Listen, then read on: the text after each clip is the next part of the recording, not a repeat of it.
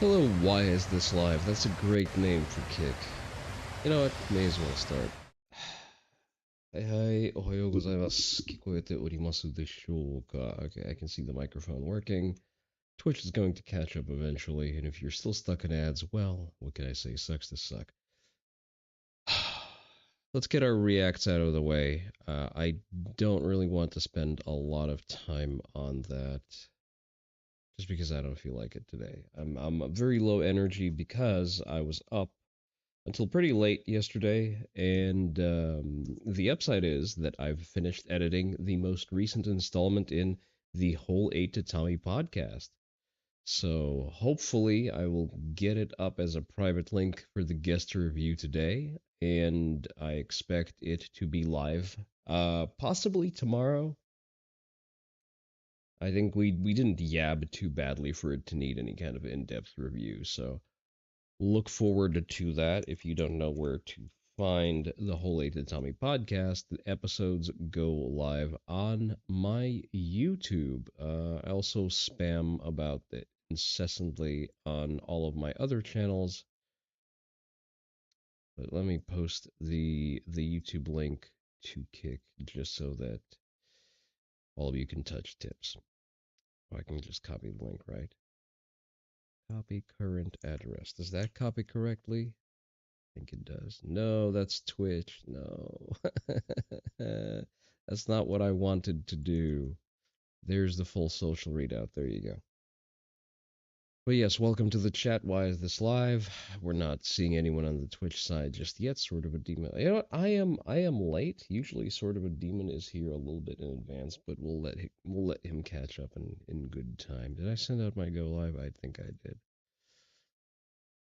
So yeah, look forward to that. Hello there, Gecko. You're actually claiming first in the Twitch chat today. Congratulations. All right. So, early voting for the GOP primary has started. If you are in Texas, or if you also have early voting for your primaries in your state, I know. Gecko, I think you're. I'm not gonna say. I think you're in Florida. But basically, take a look at your local primary ballots. Make sure that you research them if you are registered to vote in those primaries.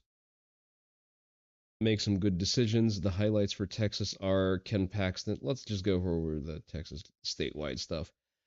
So, U.S. Senate Ken Paxton, because we are primarying Turncoat Cornyn. AG Aaron Wrights, I believe Paxton has vouched for him. Comptroller Dunhaffy's, Railroad Commissioner Beau French, I don't really care.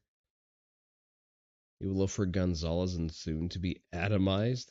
They're not in Texas, but I do kind of agree. Yeah. Wait, no, Tony Gonzalez is in Texas. So, but he's in the San Antonio district. So if this is your voting district, this is your opportunity to primary him the fuck out, especially since news about him, about his aide that he had an extramarital affair with, and having set herself on fire is now mainstream. That's going to be used in every Democrat smear if he ends up on the ballot, and he is going to manage to lose a safe seat in Texas to a Democrat. So at least for that reason, we do not want him to win the primaries. Not only is he a piece of shit, he's also a volatile piece of shit who's going to lose. So, if for no other reason, we just had ads, Twitch. Calm the fuck down. We just had 3 minutes of ads. I don't remember where Thune is from. Thune is, I want to say Kentucky for some reason. I don't know. But yeah, this is the statewide stuff. Look up things that are relevant. Yes, I'm very sleepy. I haven't even had my morning tea today. We'll get around to fixing that momentarily. Pay attention to your local primaries. Register to vote if you're not yet. Participate in the process, as to actually make impactful changes. Speaking of of primarying out Tony Gonzalez. Let me move this back all the way. All right. From any of the big DC special interests, from the big PACs, the lobbyists, none of it. Their money's been offered. I've turned it down every single time. I didn't take it last time, and I didn't take it this time. I plan to be the shining beacon. Okay, here's the thing. On the one hand, it's very cool for positioning. Well, I didn't take any big pack money, all of that jazz. But in an environment where we kind of need to win this primary, like, does the money really come with that many strings attached? And can you not just lie? Can you not just promise them things and then refuse to do them? Like, realistically. Because in a race where you really need to go ham on fundraising, and when you could use the additional where you could use the additional funds, would it not be better to just take the pack money and then just not deliver on the pack money if you don't plan to be reelected, or you don't plan to take their money in the next one? Just it become the incumbent where you can fundraise off of that. Not only to Texas, not only to this district, but across the country, there is another way. You do not have to sell your soul to DC to get elected, like so many people tell you to. I think this is going to be the cycle that Tony Gonzalez gets fired. I think this is going to be the cycle that John Cornyn gets fired. I think this is going to be the cycle where we send some people to DC that Texas can be proud of for a change. Brandon Herrera is the guy, so if y'all wouldn't mind doing a big round of applause for your future Congressman, Brandon Herrera.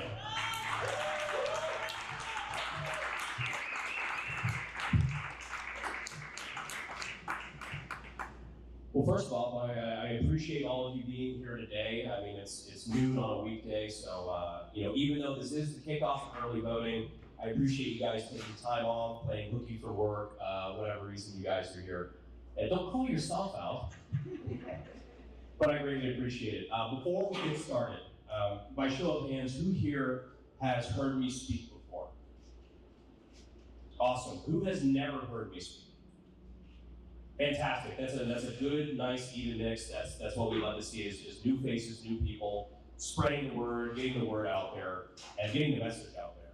And especially so you guys can go back and you can tell your friends and spread through word of mouth exactly what we're doing here and what this movement's all about. So I really appreciate it. So that being said, for the benefit of those, well, before I get started, it's important to note it's finally my turn to get my butt kicked by the cedar, so I apologize for that in advance.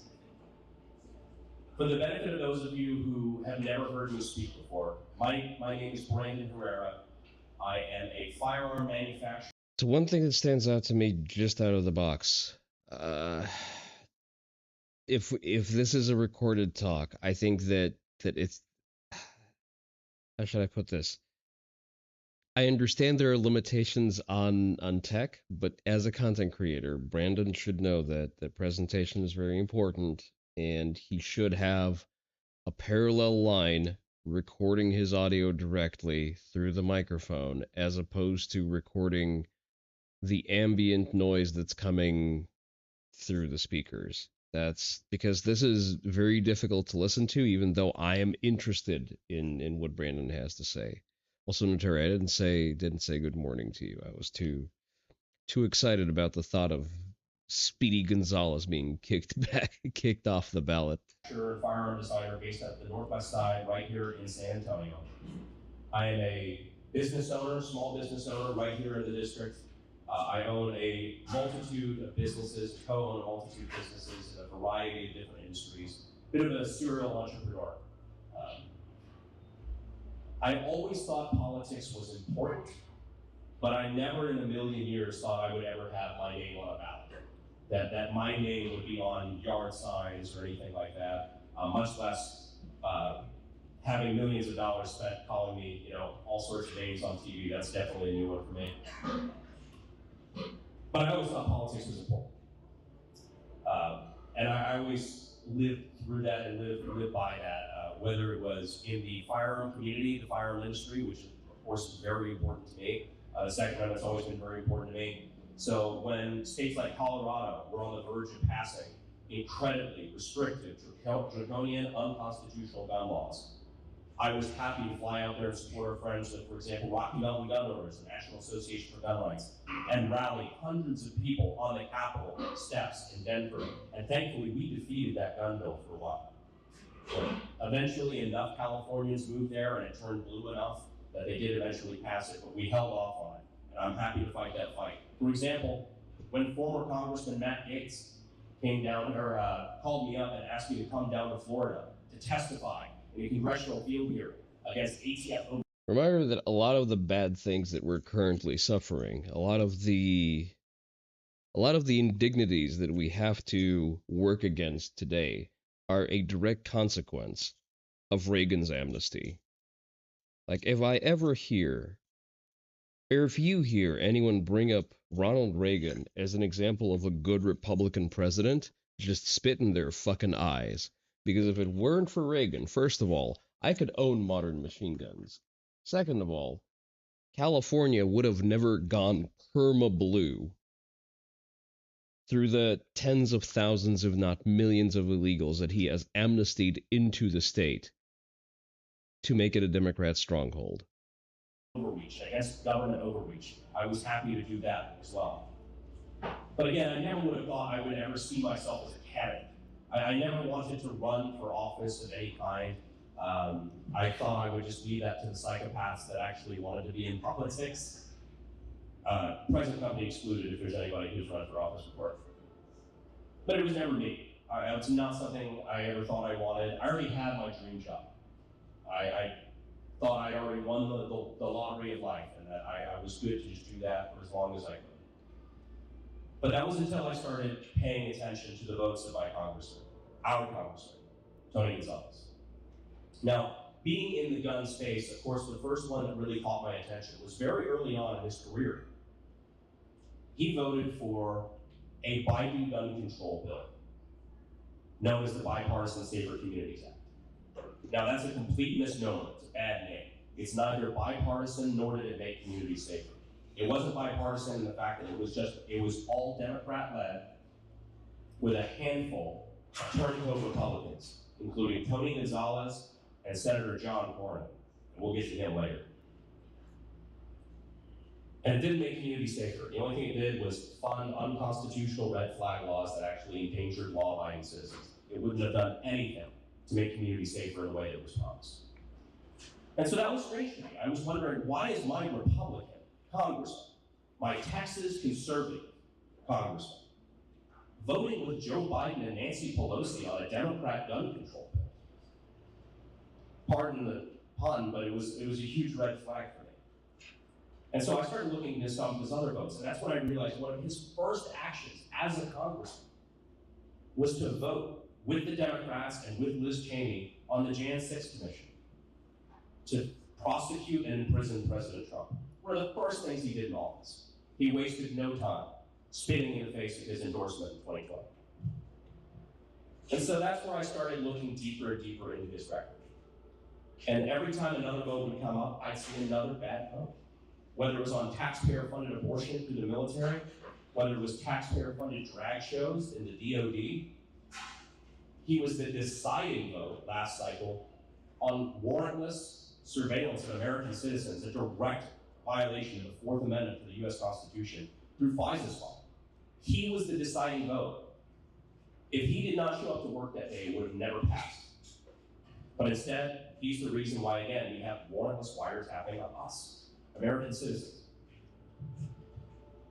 Now, most egregiously, in my opinion, is how much he actually backstabbed issues directly related to this district, where we live. District 23 is the biggest border district in the entire country. It's not only the biggest district in Texas, but it shares more border frontage with Mexico than any district in the entire country. And you would think that being ground zero of the Biden border crisis, we would have a congressman, as a Republican, as a so-called conservative, would step up and do something about it, propose legislation that would help fix this, to help solve this. Instead, we had a better congressman had to step in and do it for him, Chip Roy. Chip Roy proposed border legislation that would help ease the problems we were running into here on the border. And Tony, of course, was happy to support that. Just kidding, he actually voted to kill it.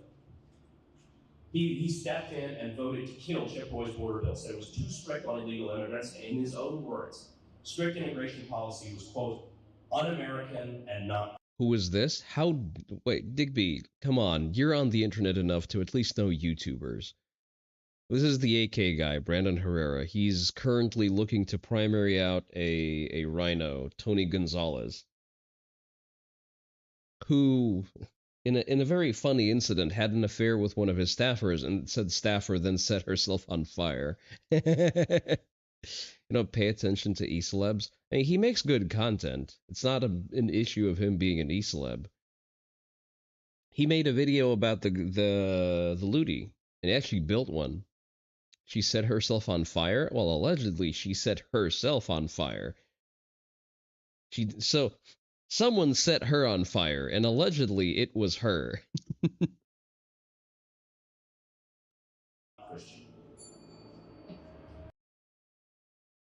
But yeah, as I've alluded to previously, I would have thought that you would know every person who owns a functioning Ludi by name. Hey there, Razor. She took the lyrics of Girls on Fire too literally. Hey there, man. Why are you on YouTube? Twitch is the better chat of the two. You get redeems here. I'm done editing the podcast episode, by the way. After the stream, I'm going to throw it up to upload as a private link. And once you greenlight it for all of the yabs that I left in, then it's going to go live. I had a fundamental problem with that. And it's a bunch of different votes like that. I could go on and on. In fact, we do have a website, TonyBetrayedUs.com, where you can look at every single one of the bad votes he's made over and over. You're adulting right now. That's understandable. Sometimes it has to be done. Over again. One of the ones where the chickens are coming home to roost recently is the vote to bring in tens of thousands of unvetted Afghan refugees into the United States. Tony was a huge proponent of that. In fact, he was tweeting about it, saying that we need to, quote, cut the red tape and get these people here faster. We've seen that with the attempted Dallas pipe bombing, with the National Guard shooting in D.C. Excuse me, attempted Dallas pipe bombing? I missed that one. These are bad votes, and we can't continue to have people like that representing us. And so it was all of these things together that led me to make the second worst decision of my entire life. And last cycle, I threw my hat into the ring and I decided to run for Congress here in District 23. And my thought process at the time was, all we need to do is get him below 50%. And I wasn't confident any other candidate in the race would do that. I wanted somebody to take this guy out. I wanted somebody to remove him from office and be able to beat him in the primary. But I didn't think anybody could do it outright. So I figured if I just jump into this race and use my connections and my resources. Hey there, Codename. Are we watching a Brandon speech? Well, I don't think. Well, yes, it is a speech, but it's part of his. It's one of his speeches on his campaign trail. It's not the speech. It's everyone's reminder that early voting in your primaries has started. So make sure to look at what the ballot for the primaries looks like in your district and in your state, and go register as the correct party, and then go and participate. Maybe we can bring him below 50% so that somebody has a shot of beating him in a runoff. Well, the plan worked. It worked a little too well. We not only succeeded in our goal of bringing him below 50%, we brought him down to about 45%, which is terrible for an incumbent, including one that was especially one that was so well funded. Not only did we bring him below 50%, but we actually came in second place, meaning that I was immediately put into a one-on-one special election, a one-off election between me and Tony Gonzalez. And in that election, the Jewish Insider is already calling Brandon Herrera an anti-word because he's against sending money to other countries. First of all, I'm not aware of that publication. It looks like just another leftoid rag. But in general, I think he needs to work on some of the messaging. Most of Brandon's messaging is good, but sometimes in an attempt to continue saying base things, he lacks a little bit of nuance on some things. Which yes, and funding for prongs of Pax Americana is one of those. Any person says, "Hey guys, don't vote for the tobacco tax," but it's wait. You're the only person that does. Don't vote for the tobacco tax. But it's just going to vapes. No, that's all tobacco you smoke for God's sake later. Bro, cigarettes are so expensive now. I have no horse in the game. Sorry. They threw everything they had at us. All of the big guns of DC were aimed directly at us. They spent $13 million in that race to keep that seat.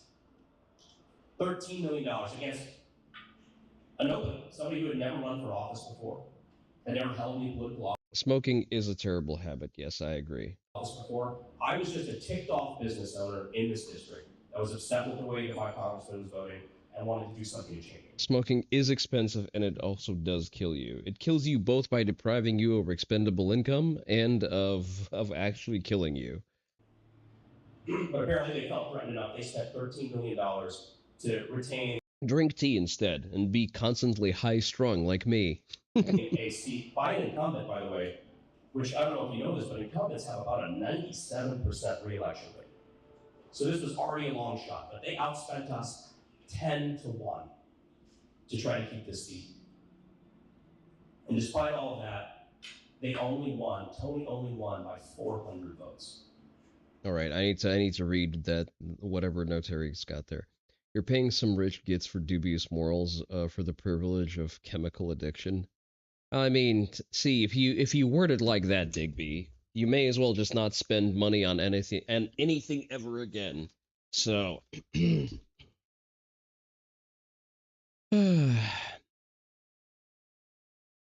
still don't agree with more taxation.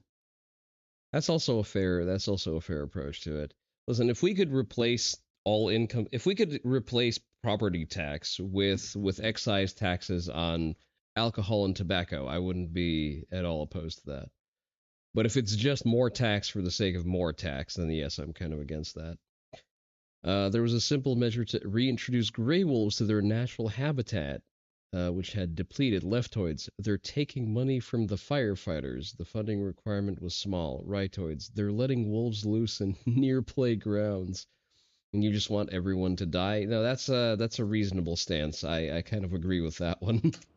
We came within 1% of unseating one of the best funded, most entrenched Republican incumbents in the entire state of Texas. And the team did an incredible job. I'm very proud of them for that. But I was hoping that that would be enough. That would be enough to send a message.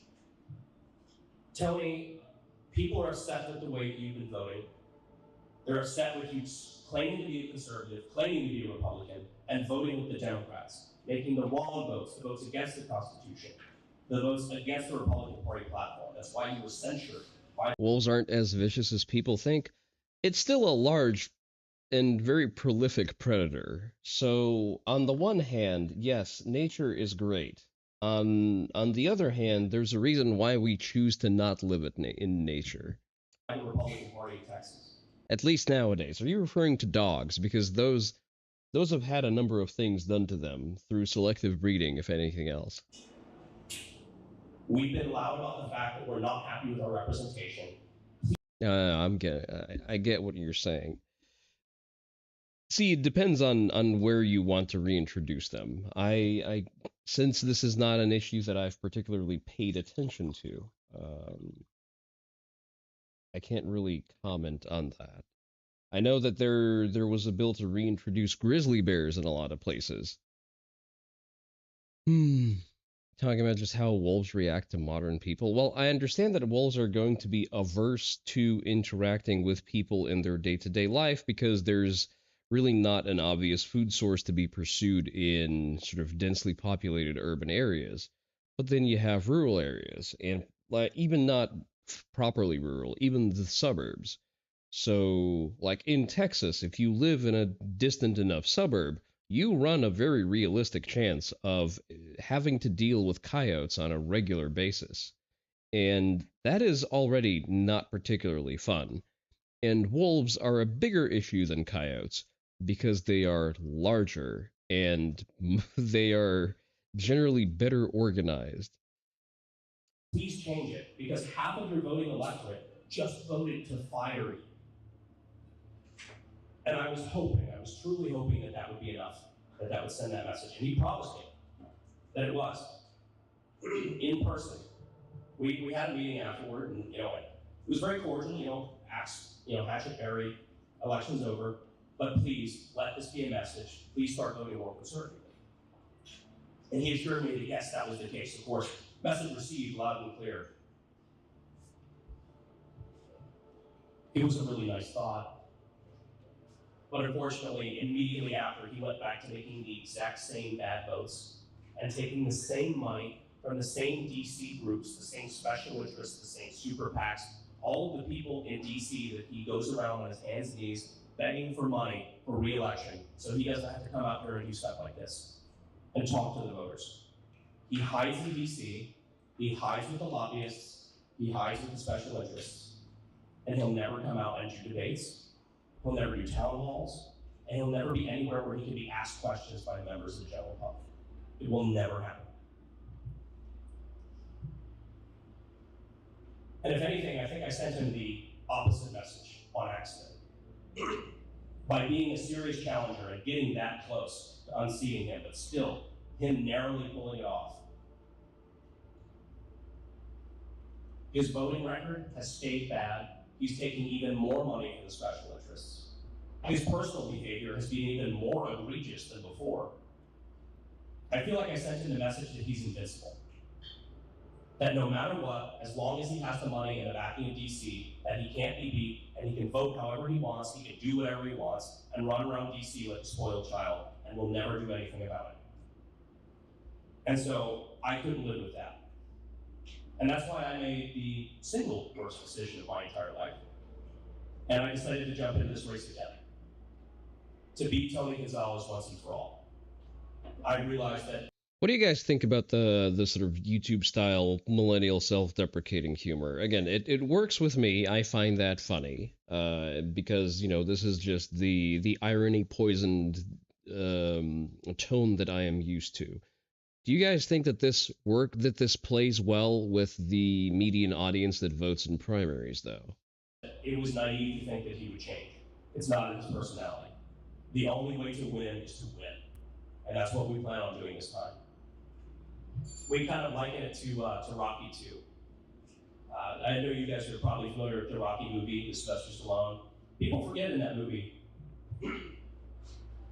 Rocky Balboa doesn't actually win at the end of the film. People are just, they're blown away that this nobody off the street, this kid could go toe-to-toe with the champion and almost pull it off. That's what makes it an inspirational story. It's not until the second movie, it's not until the rematch, where he actually wins at the end of the movie. And so that's what this is going to be. This time we have every advantage that we did not have. We have better fundraising. We have a better map thanks to President Trump and his state legislature. It's a more conservative district. Several of you I was talking to have now been added to the district. This is your chance to get involved. We have all of those advantages. We have the grassroots energy that we built up from last time. We have the name recognition that we did not have last time. Last time I think we started at about 4% name recognition across the district. I think we ended with about 91% amongst primary voters. That's incredible. We have all of this momentum. We have everything pushing forward. And Tony has done nothing but run against himself, it seems. It's also interesting to think about. So Brandon has built up a larger network outside of himself for this particular run, because back during his original run, the Unsub podcast was not as prominent. Him and the guys have scaled it significantly. He and the guys on the Unsub podcast would probably be willing to be a little bit more direct in promoting his campaign. I don't think it works. Zoomers are too brain cooked to consider it as a sign of weakness, and consider it as a sign of weakness. I don't think Zoomers are a, how should I put this? I don't think Zoomers are a material primary voter bloc. And I would be interested to see which demographics are, because it's definitely boomers. Boomers are very politically active, unfortunately. Question is, millennials and Gen X, are those politically active generations? I know that millennials are the first generation to become radicalized, so maybe that is, as a byproduct, they're also going to be more politically active. So whenever he's done doing that, I'll be happy to play winner. But I'm excited for it. I think we've got good energy. Everything that we did not have last time, we do have this time. We're moving forward. Our polling came out recently. It had us 4 points up, I believe. 4 to 5 points up, with a bunch undecided. And an undecided vote, or excuse me, somebody saying that they are undecided against an incumbent rarely breaks with the incumbent. If you've had an incumbent, a same person for 3 terms, and you're like, I really don't know about this guy, very rarely do you break in favor of the incumbent. So we have a lot of energy moving forward, and I'm really hoping this is the cycle we can pull it off. And I think in general, this is going to be the cycle where Texas does a lot of housekeeping. I think this is going to be the cycle that Tony Gonzalez gets fired. I think this is going to be the cycle that John Cornyn gets fired. I think this is going to be the cycle where we send some people to DC that Texas can be proud of for a change. You know what I think would be good? I think Brandon needs to do a big sit down with Ken Paxton. Ken Paxton being a very strong candidate with very good odds for both the primary cycle and the election. I think they, and especially since they're so well aligned. You know, Ken Paxton being the AG who brought the Paxton v. Dettelbach, the suppressor freedom lawsuit against the Biden ATF. They should be aligned in policy wise on pretty much everything. So, and I think that Ken Paxton's endorsement would actually give him a very critical push inside of the party. I'm very excited for that. I have friends from all over the country, from a lot of other conservative states, that look at our representation, the people that we send to Congress, to the Senate, and they say, I thought Texas was supposed to be conservative. I'm like, come visit. I promise you, we are. Especially West Texas, we're incredibly conservative. But for whatever reason, our politicians have not reflected that for a long time. I think 2026 is the year we change about that. And I'm excited for it. And I'm hoping you're excited for it as well. Because one of the reasons we're doing stuff like this, especially today, the kickoff of early voting, so critically important to get people out to vote. Because as much as we talk about, the influence of DC super PACs and special interests and what have you, whether it's, big pharma or anything like that, dumping billions of dollars into our elections. At the end of the day, the people that run this country are the people that show up. The people who show up to events like this, the people who get informed, and the people who go out, the people who door knock, the people who block walk, the people that tell their friends, the people that get those friends involved, and the people that go out and vote.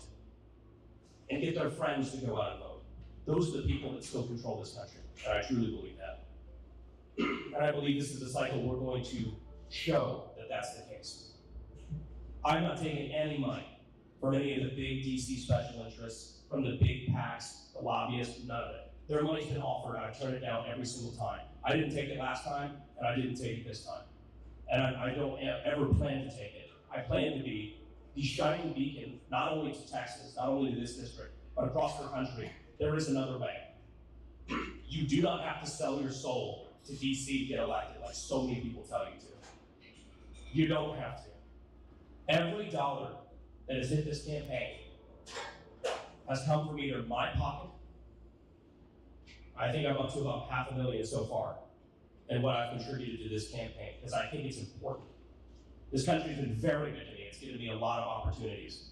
It's given me a lot of chances at success with my businesses, but now it's time to get back. It's time to serve this country the way it needs to, and serve this district the way it needs to be served, it deserves to be served.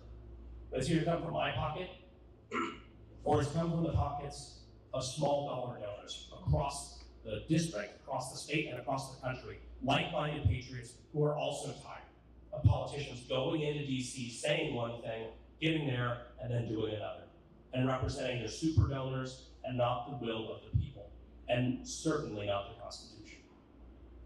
I'm actually very proud of this. I think we actually broke a record for the number of small dollar donors in a congressional primary. We're at over 30,000 individual small donors, which is huge. And what that shows is momentum from the grassroots. We don't have to take their money.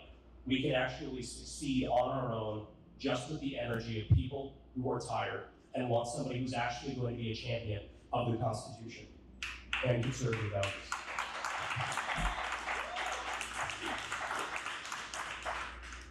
Which is actually really, brings me to the second thing I'm very proud of, which is that for both quarters that I've been in this race so far, Q3 and Q4 of 2025, when the reporting came back, we, for the first time in the race, and twice in a row, we out-fundraised Tony Gonzalez both times by at least $100,000 or more.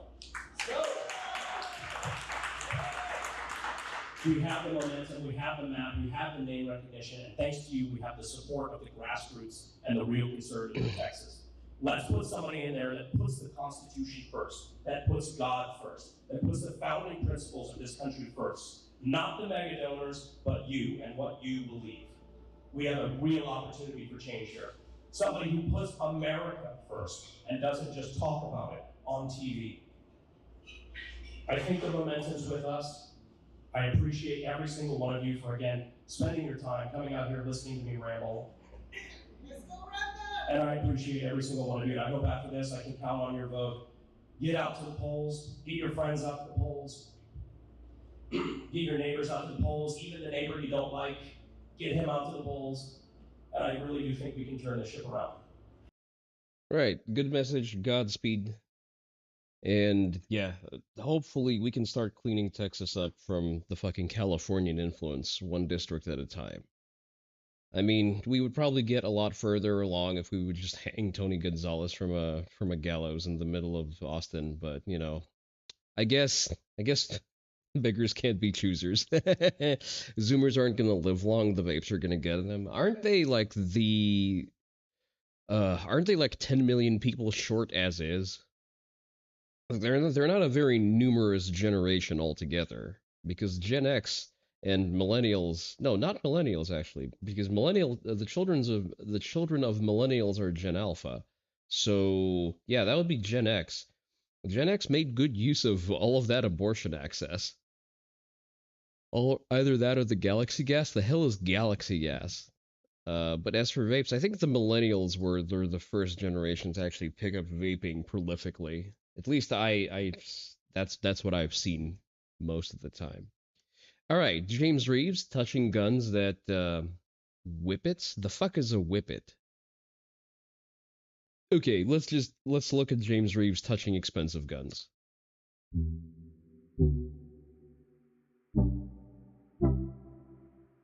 Hey everyone, James Reeves, TFB TV, with my buddy Luke, Special Agent Luke of the FBI. Nitrous oxide? Isn't that, wait, laughing gas? Maybe you've heard of it. We're talking. Wait, that's nitrous dioxide. You figure you might have heard of whippets since I've spent time in the UK. You see, I've spent time in the UK working a real job. In places where I worked, people just did cocaine. Talking about the MP5 and 10mm, one of my most favorite guns of all time, and coincidentally, beloved. There were only two genders in London when I worked there. You were either an alcoholic or a cocaine addict. By the FBI, am I right? Absolutely. In fact, my absolute hands down favorite gun of all time. Yeah, and you're not the only one saying that. You know, everyone at the Bureau loved this gun. Unfortunately, it's going away, but you know what? Let's talk about it first in broad strokes. Your third option was stepping out of the window of the gherkin. Let's talk about why you love it, and let's talk about what happened to it. Sure, absolutely. Hard to talk about it without really talking about its origins and where it came from. Galaxy gas is just nitrous oxide with flavoring added to give it taste. See, that sounds like some Zoomer shit. Yeah, like that doesn't sound like a thing that millennials would do. Which side was the biggest? You guessed the alcoholics? Yes. It depends on what part of town you were. Among the stock traders and wealth managers, those were usually on cocaine. So the closer you were to the Bank of England, the more likely you would have been on cocaine. If you were in the um, as you radiate further out, your coping mechanism would increasingly become alcohol. From. We've spoken in the past before about the progression that our farmers program has followed, the development of technology that's come out of some of the changes that we've made following certain events that happened. Most recently, Miami, 1986, kind of revolutionizing our farmers program a second time. And that, of course, was the impetus eventually for the creation of the 10 millimeter. We ended up, for a brief period of time, with the Smith & Wesson 1076, as we've spoken about before. Love it. And about that same time as we were looking at, hey, maybe we should. The worst part is the kids consume Galaxy gas in much larger quantities from larger containers than traditional laughing gas capsules. So freeze burns and other issues are common amongst users. I think we need to make Darwinism great again. Like, if people really want to self-select out of the gene pool, we should just let them. Switch to a sidearm in 10 millimeter, started going down that road. We, at the same time, started trying to say, like, hey, is there a subgun that we can pair this with and have parity in ammunition? Because it's easier, right? That makes sense. If we only have one kind of ammo that agents are carrying and issuing, and if it is so effective, let's make one gun, two guns, they'll use the same ammo. Yeah, it makes total sense. So you guys really, I mean, this was almost a bespoke gun for the FBI, right? Miami-Dade was a complete failure in training and preparation. Yes. This happened with HK. It was the bank heist shooting, right? When basically the FBI and the police were outranged and outgunned. Let's change our guns. Maybe make sure your agents with glasses have to strap them on. So it actually was a special project for us. HK was willing to make some MP5s for us. But no, Terry, then you can't motivate billions in funding for your three-letter agency instead of asking HK to invent a whole new gun just for you.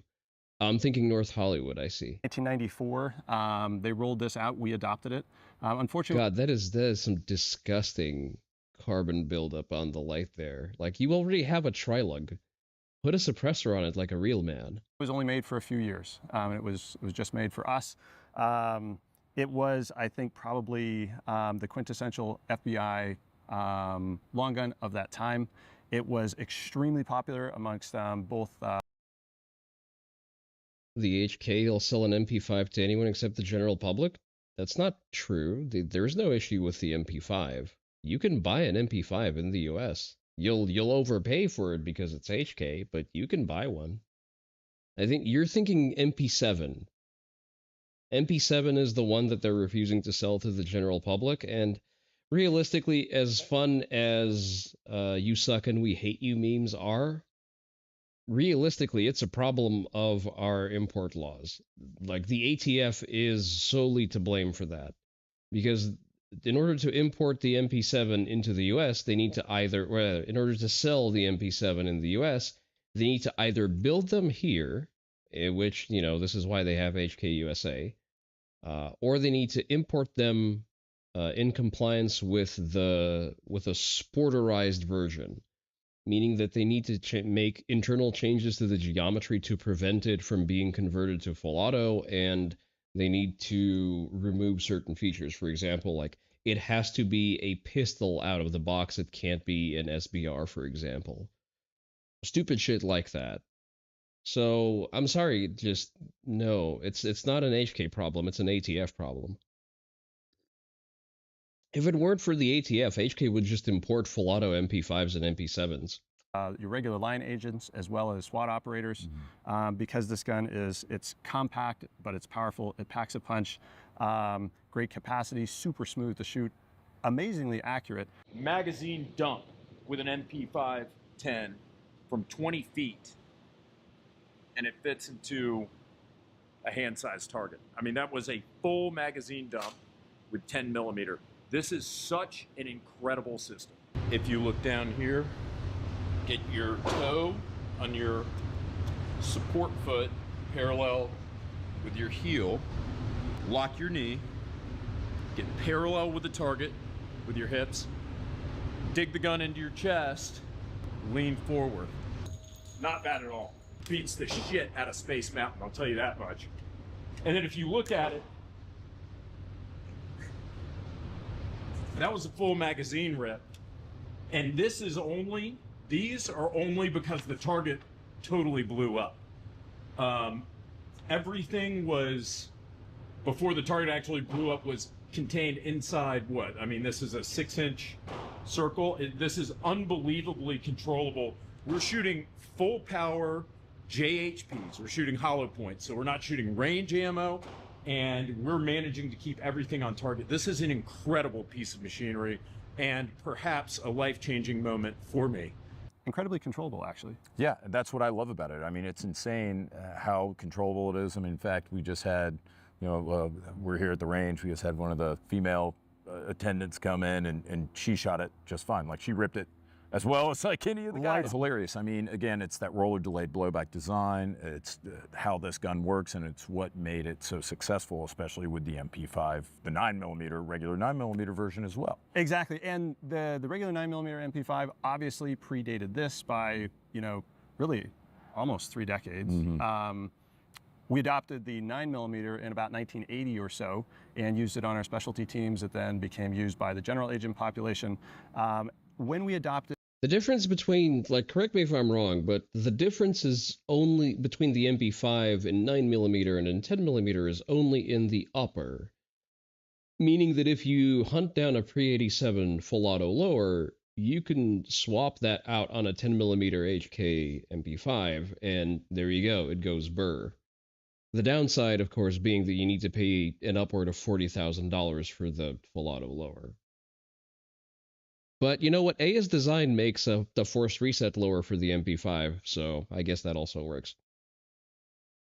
By the way, we're progressing with our Cope PDW build. I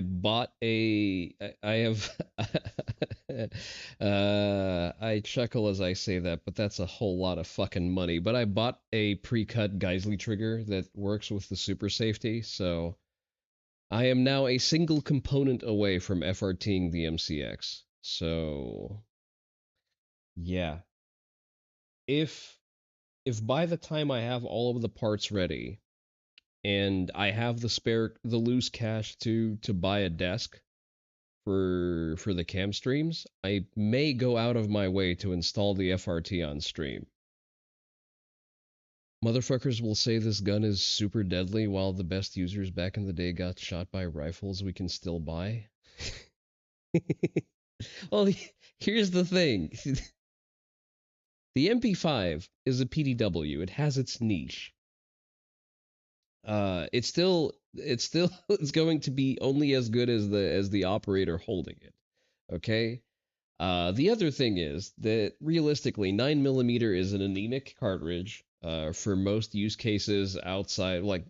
The only real use case for 9mm is concealed carry for self-defense. When you need to put down the coke fiend who's trying to rob you at knife point, then 9mm is perfectly fine. For winning fights in not even near peer, just general sort of urban environments at range, 9mm becomes grossly inadequate because it can't really penetrate cover. It doesn't penetrate any kind of body armor above level 2. It doesn't really do a lot, even out of a carbine frame. So the only reason the MP5 is at least marginally relevant today is the fact that you have pre-86 full auto lowers still in the market. Otherwise, the Honey Badger realistically should have killed the MP5 as a platform. The moment we've figured out how to how to miniaturize something that runs an intermediate cartridge. That's it. At that point, the MP5 was effectively dead. And everything else is just HK fanboys being HK fanboys. It is in 10 millimeter. That did not push out the 9mm MP5s. We still had both. And so find the best way I remember you find the best way to stop a coke fiend is to have their dealer on speed dial and a friendly relationship with said dealer. Hard disagree with that one, Digby. I think 3 rounds of jacketed hollow point around the heart work significantly better. when I joined the Bureau, we still had both in service. There were folks who were still carrying both.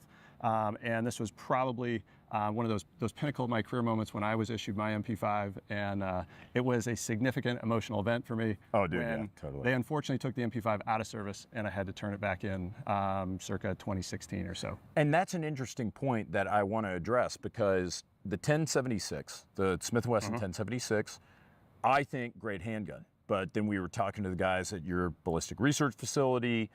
They said, look, we like the cartridge. We think 10 millimeter is great.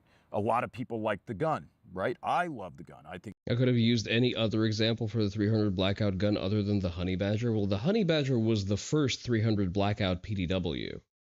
Listen, dislike Kevin all you want because he shames you for being poor. That doesn't make him wrong.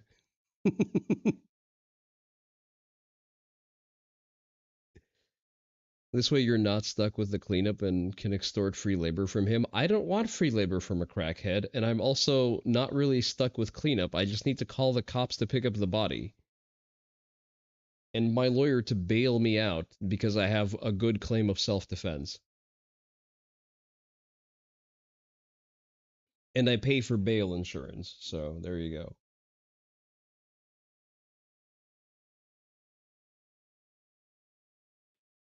Like, are there better 300 Blackout PDWs? Yes, I own one. It's called the SIG MCX. It is the better 300 Blackout PDW. It actually has...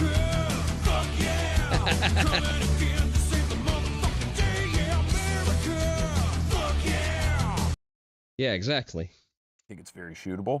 However, hey there, Stoner Stan. However, it's not a fleet system. It's not going to work for every single agent. A little bit too much power, a little bit too big. It's heavy, it's large, it's difficult to conceal. For the smaller frame shooters, some of them did have difficulty managing the recoil. And if that slows down your split times, it's just making you less effective at the job that you need to do. Sure. So we've got the 1076 from when to when? Like 3 years? The contract ran for 3 years, from 1990 to 1993. Those guns stayed in service even after the contract ended and we didn't purchase any additional guns. Those guns still did stay in service for quite a while. I remember actually meeting an agent when I was an intern at FBI headquarters in 1998 who was still carrying his. Sure. But these stuck around longer. They did, significantly longer. Yeah, which is really interesting because let's not throw the baby out with the bathwater, I suppose. Not that there was anything wrong with 10 mil or the 10. You still find it funny the day he found out one of his mag sleeves was from a cursed Japanese cartoon? Excuse me, what?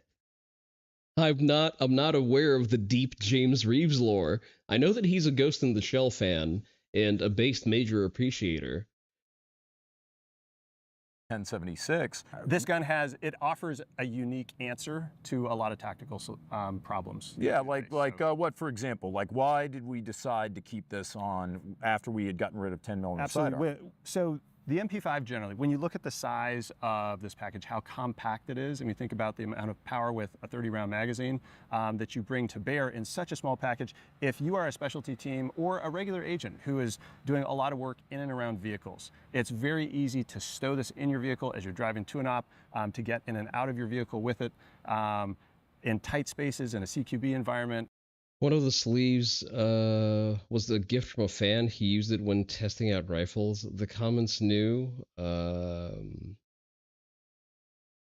He then looked into it and made a video talking about, do you have the link to that? Can you please find me a link with him talking about that? That would be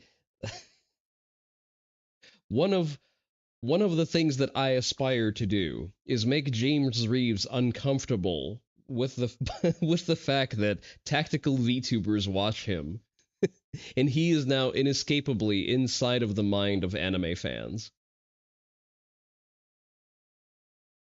It absolutely shines. Mm-hmm. No complaints about this gun whatsoever. Zero By shaming the pores so hard, James Reeves has made anime fans his primary audience.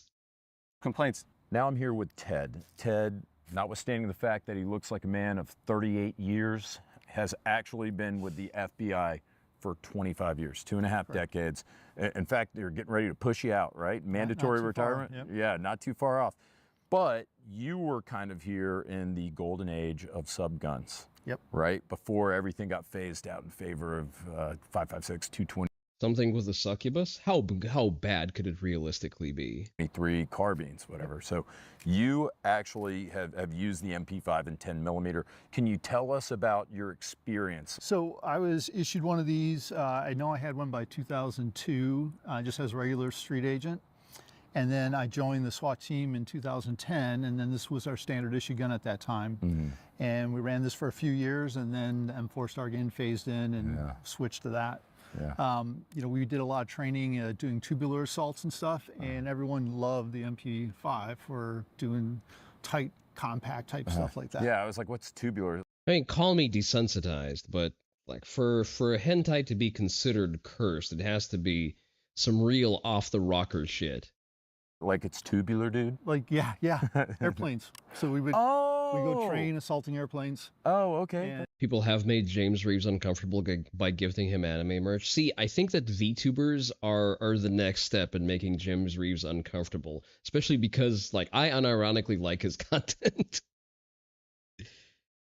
And, you know, you're working down the middle of the aisle, and something like this is a lot easier to manipulate and maneuver versus some of the longer guns. Sure. So, Ted, what did you think about this personally? Oh, I loved it. It's one of my favorites. Absolutely. Yeah, sure. Yeah. Do you know of anyone in the Bureau who was like, I did not like this gun? No. Now, is it fair to say that everyone with experience with the MP5 and 10 millimeter was like, this thing is tubular? I think they really liked it. Some of our guys did choose to run the 9 when the 10 was available for various reasons. They had the compact folding stock on it. The MP10 that I was issued. You still choose to believe that Chuck Yeager was aware of the character in Strike Witches based on him and had merch of her? Source, it came to be in a dream. She'd had one of the fixed stocks. So, But you got the last round bolt hold open and the bolt release, right? And then you've got like the compact collapsing stock. Yep. Did you like the fixed stock or the collapsing stock better? I think the collapsing stock was, definitely a more versatile. Yeah. Did you ever run an optic on yours?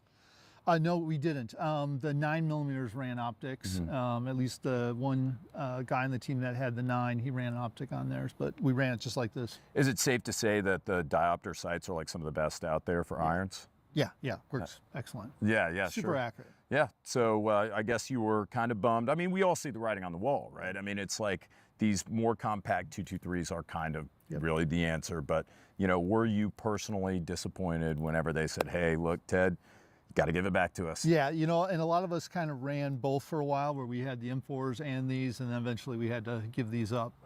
So it was nice to be able to run both. It was a sad day. Yeah. Well, Tubular Ted, thank you so much for being on the program. Supposedly someone from A met him at some kind of signing event, told him about the show and showed him some pictures. The realistic answer is probably that he just shrugged it off as some insane dude. The funny answer is he leaned into it. I'm the one with the big tits. Nice. Ultimately, it came down to I choose to believe that version of the canon. a velocity issue, right? It's shooting a pistol cartridge, and there's a limitation just due to velocity. When it comes to both terminal. Speaking of which, I need to give shout outs to two friends who have shown up to say hi because I need to be a good host. Razorwind was here first. He gets his shout out first. Go follow Razorwind. He tolerated me for a full 5 hours to record the podcast twice. I might add. So yeah, go and give him a follow for at least that, for putting up with me for that long. World War II vets presented with the Iowa from Kantai loved her, so Jaeger follows. Yeah, fair enough. Performance, but You guys had a podcast where? Razor was a guest on my podcast, the Whole 8 Tatami podcast, that's hosted on my YouTube channel. Let me pull up the socials there. So if you look at my YouTube channel, which is youtube.com/@Kuromaru Oni-san. Why am I spelling it out? It's in the chat. Still couldn't find the video itself, but you saved the clip. Still understand, are you in the Discord? If you find a way for me to view it, then I shall review that clip. But yeah, the Whole 8 Tatami podcast lives on my YouTube. It's intermixed with the live streams, but if you go just to the video tab, you will find it. Razor's episode just got done editing yesterday, technically today, because I was done with it like 1 a.m. at night. So once he gives it a read, rather he gives it a watch to a private link and approves it, it's going to go live. So I'm going to say optimistically tomorrow. But before Razor greenlights his episode, there are 10 more episodes of the Whole 8 Tatami podcast for you to enjoy. So there's quite a bit of backlog for you to catch up, and those are girthy episodes. I don't think I've ever had an episode under 2 hours. Might as well take a quick look at that. He let anyone on? Oh, shut the fuck up, cat. I am actually very selective about my guests. Even there's an additional selection process that, first of all, I won't call just anyone, and then half of the people I call don't want to associate with me publicly. Especially defeating body armor. Would you say it was rendered obsolete then by the prevalence of like centerfire, rifle, cartridge firing carbines? I'm afraid that obsolete might be too strong of a word, but it was pushed to the side by a better answer to the problems that we were facing, really. Yeah, sure. As we face more and more threats with body armor, it makes sense to have something that can defeat body armor. But just a second, let me pull this up. So if you go to youtube.com,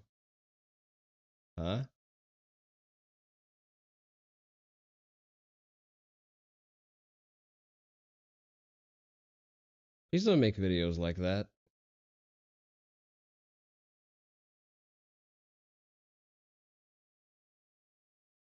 That's not, see, like, don't do this for clickbait. This is a bad thing to do. Can you be a guest? Are you a VTuber, Gecko?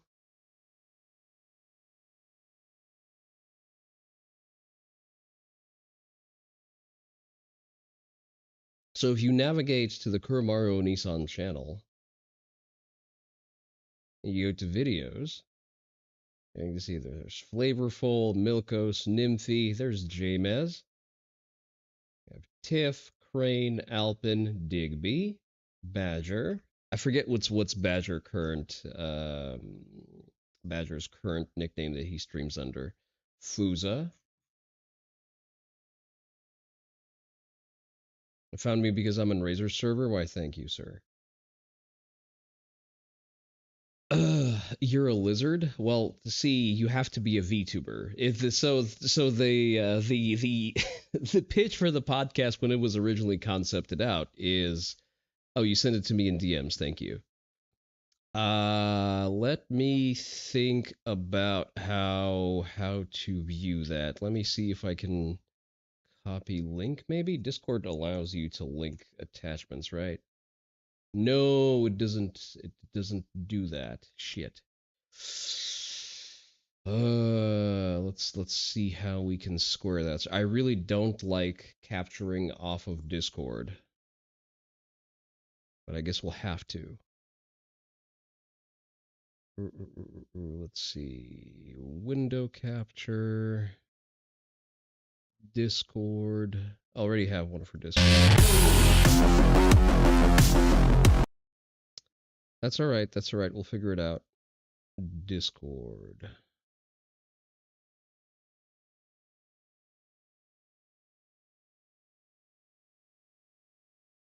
Ah, okay. I have some weird cropping on this thing. We'll figure it out. Just a second. Transform, edit transform, reset crop. There we go. All right. You guys may remember from the last mailroom. I got this magazine, and I was like, okay, just regular, the typical anime trash that you guys send in. No. I I know that one. Yeah, I recognize that hentai. Listen, it's not as bad as Starless is all I'm going to say. You didn't see it? Oh. You guys may remember from the last mailroom, I got this magazine. Let me zoom that out for y'all. And I was like, okay, just regular, the typical anime trash that you guys send in. No, not at all, apparently. So I did a Call of Duty guns video as a joke, a funny You don't recognize that hentai? Good for you. little joke, a little goof. I put He put it in the MCX. that magazine in the MCX when I'm taking the video of it, and people start losing their minds. So many people were posting the same comments with the And now you have to burn the MCX. No, you don't. Listen, as far as hentais go, that's very, very tame. same timestamp of when that magazine's in the gun. I was like, something is up here. And I went and I checked it out, and holy moly, you guys, you're fucked up. That is some depraved shit right there. And I'm not even going to say what it is because I don't want other people to find it. I want that depravity to be secret on the internet. Can I just point everyone's attention to the fact that he's at the very least watched enough of it to get screenshots and clips for the edit. That's all I'm going to say. It could be a lot worse, exactly. Again, like so far, the most disturbing hentai I've seen today is probably going to be Starless. Oh, it was someone else who did it? I don't know about that. And this just was not the answer for that. And this was phased out 2016. 2016. Now, was that a byproduct of introducing rifles essentially as like PDWs, or really like jack of all trades? Yeah, so we were in a transitional phase in the Bureau then. We still had shotguns, we still had MP5s. We also had M4s that were in service. And the trend was moving towards the M4s just because it brought so much to bear, right? M4s started getting shorter and shorter as well. When we first started using that Colt pattern carbine platform, it was 20-inch M16s, right? Mm-hmm. And those got shorter to 16, and then they got shorter to 11.5. And at some point we had to look at these and say, wow, our M4s are really now able to fill that gap and answer those questions that this was the primary answer to before, but they're answering it better. Are we still heartbroken? Absolutely. Sure. 100%. I love this gun. Sure. And a lot of people bully HK for a lot of valid reasons. I have never bullied HK, I don't think, on this program. Somebody's going to dig something up from like 8 years ago or something. I've never bullied HK. This is the one thing I will bully HK about. I am so sorely disappointed in you guys. I know you're watching this video. I want you to know I will officially petition HK to bring this back. But Luke, you did a wonderful job representing it. I mean, there is no issue for them to bring that one back. They've sporterized the lowers, so there's no longer an import issue for these. I love having you on the program because you're passionate about the subject. You're a gun nerd like me. Thank you so much. Thank you to the FBI for having us. Thank you for watching, and take care. Very good, very informative. Don't particularly care about the 10mm MP5 really. About the MP5 in general. All right, what is this? This was posted in the media share channel, and Honest Outlaw is a pretty good gun channel. A bit on the contrarian side. His opinions on the Glock are just wrong. That's it. That's all I can say about the subject. But let's see. I'm gonna skip the intro because the intro drags on a little bit too long. Today, we are going to talk about one of the worst firearms that we've ever had on the channel. A gun so bad that it has been in testing for almost 5 months now, and we have tried to figure out what's wrong with it multiple times. But today, we've decided we've put enough time into this, we put enough ammo into this, and wasted enough money on this gun to actually come forward and just give you the review now. Fail. Now, we have over 1,000 rounds through this firearm, and this was an extremely expensive firearm. So not only the cost of the gun went into this video, but the cost of the ammunition, and consider me a little disappointed. Now, before we continue, I do want to mention that I'm not here to put anybody out of business. I don't want to hurt anybody's feelings, and I actually know some people that work at this company. So for me, this is kind of a tough video to make, but that's the kind of videos that we make here. The reason why I started this channel in the first place was to alert you guys of purchases that I think that you should probably avoid. I know this channel's over 10 years old, but when I started, there was already a lot of gun reviewers, and those gun reviewers would often, not all of them, but some of them certainly, would often prioritize profit over the actual content that they're making and helping the people out, and that's not what we do. See, I hear that as a very frequent talking point, but are there people who really do that? Are there people out there just unabashedly selling snake oil in the gun industry of today? Is that really a thing that happens?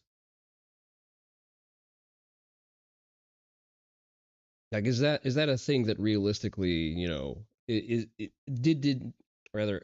has anyone who's been caught doing that survived in the gun space? Why does Honest Outlaw hate Glock so much? You know, he's a trigger snob, but damn, bro. Yeah, I know, right? Here. So I just wanted to let you know in advance, I'm not trying to hurt anybody's feelings. I just try to hold manufacturers accountable for the products that they make. Hey y'all, before we get into today's video, I want to thank the sponsor of this video, G-Code. G-Code is a veteran-owned and operated company, and all of the holsters are made in America with American source materials. With G-Code holsters, you don't have to sacrifice your comfort for your security. They have a tactical fuzz exterior, which is a suede Scooch and 704 Tactical. I don't even know those names.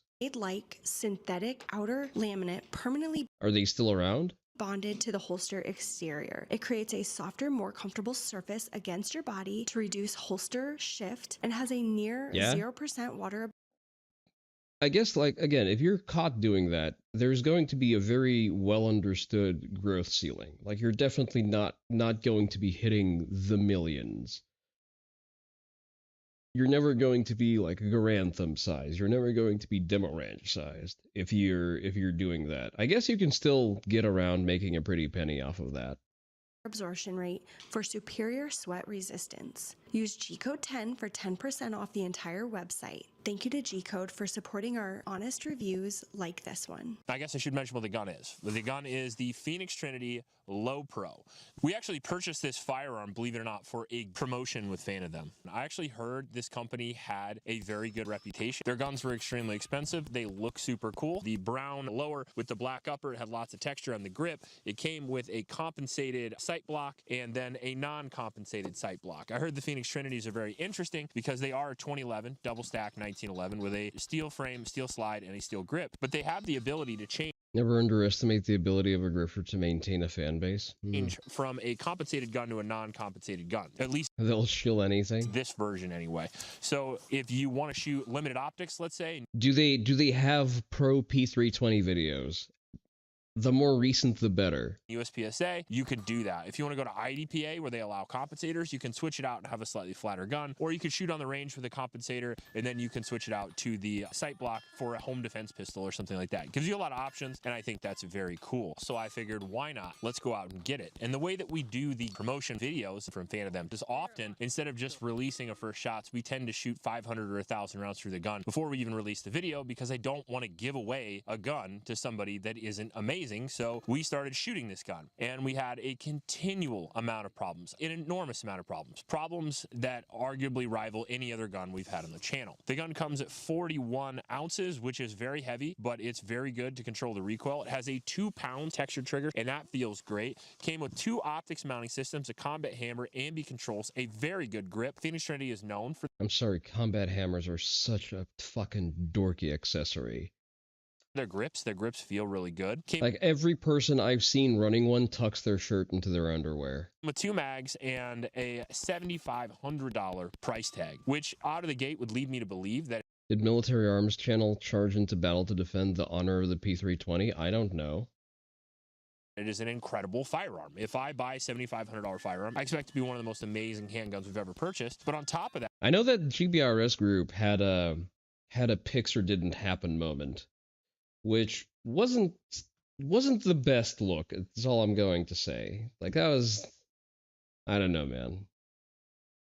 I'm not unfamiliar with expensive 2011s. As a matter of fact, I've had most of them on the market today, which is unlike most people's experience. Most people do not have the ability to own as many expensive 2011s as I have, partly because we give them away, so I have the option to shoot about 12 free ones per year. But on top of that, I am a collector of 2011s. That is the gun that I collect the most of, and it is the gun I have the most of. Overall, I have several Terran Tacticals to compare this to. I have several Atlas Gunworks to compare this to. We've had Dark Forge on the channel. I've had several Nighthawks, which are a little bit less expensive than this, but are still in the same ballpark. And we've had SVIs, all of which are around the same price as this gun. None of them had any malfunctions at all, maybe 1 or 2 through 1,000 rounds.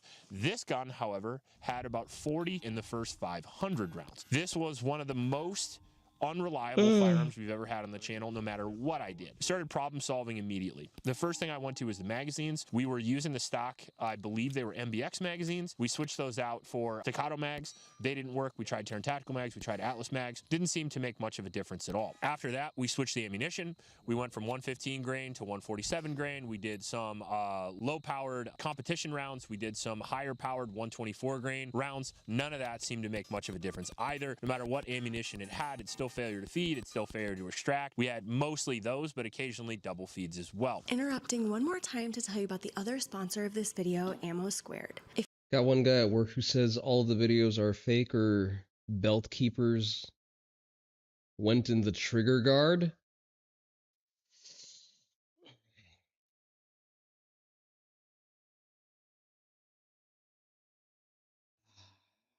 Listen, sometimes there's just no arguing with stupid. Like, I'm sorry.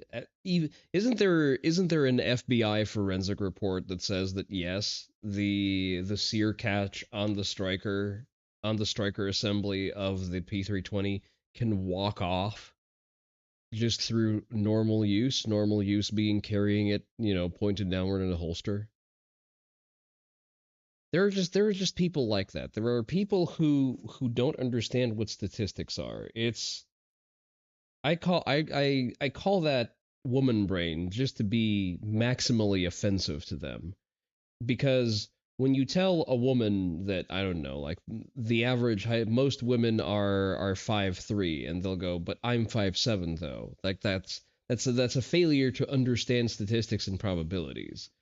And I feel like a lot of the P320 defense forces like that. If you didn't know, Honest Outlaw started with me and Chris in our backyard, just doing what we loved and solving a problem. Ammo Squared is no different. Dan and Danielle Morton started with the idea to treat ammunition buying more like funding a 401k, a little bit at a time over a long period of time, stored until needed. Sign up, pick a caliber, set an auto buy budget, and select a shipping trigger. Ammo accumulates over time based on your own budget, and it's stored for free until you want it at your house. We thank them for supporting our free content that we deliver every week. Then, along with the reliability issues, we also had the red dot. It kept falling off consistently. We used the optic screws that came with the gun. The optic screws were new, at least they appeared new, and they were loose out of the box. So we knew they were a little bit loose, so we put extra Loctite on them. They kept falling off anyway. Missed the whole target again.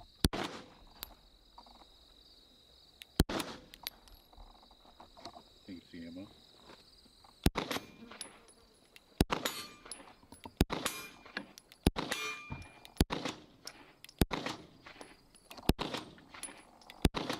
Am I still missing all those? Yeah. We tried different screws, didn't make any difference.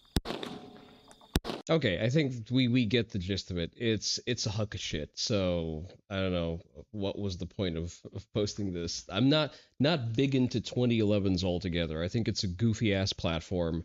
Like at the time of its invention, yes, John Moses Browning definitely cooked with that one. but just get a striker-fired gun. Like, guys who buy 2011s don't shoot. They carry them as a statement piece. Thanksgiving buffet, but 7 days a week. Hi. It's our first time at a carvery from the U.S. I'm curious what this is going to be like. Oh, okay. Pretty much just help yourself. Follow me. Okay. Okay. So you're just having the carvery? Yeah, so how does that work? So you just go up to the deck, someone will carve you, just ask what meat you want. You can have out all of them, one of them, it doesn't matter, you can choose. And then you just help yourself to the veg basically and come back. Hi. King size or standard plate? Do a standard plate? Would you like a Yorkshire with that? Yes. What plate would you like to have? Oh, I could get one of everything? Yeah, of course. Awesome. The crime is at the end, okay. Looks good.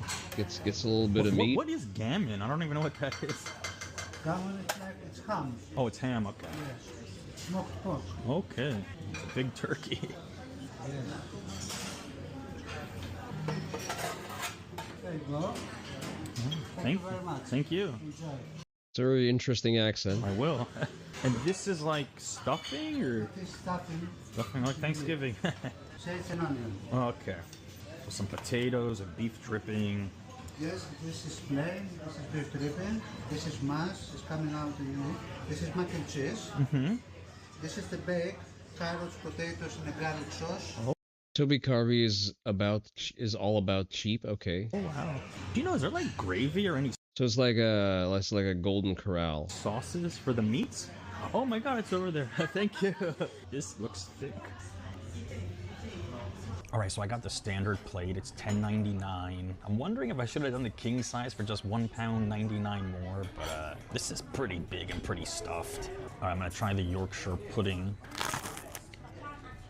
I guess it's a good side. 4 types of meats. I'm gonna. Okay. I don't understand what's wrong with that. He had a bread thing and he took a bite out of it. Go with the roast beef to start. The chef looks so polite. What am I looking at, Digby? You need to explain. Tender is good. With a piece of turkey, mashed potato, cranberry, why not? He picked up and took a chunk out of it like a bun. Well, it looks like a dry bun.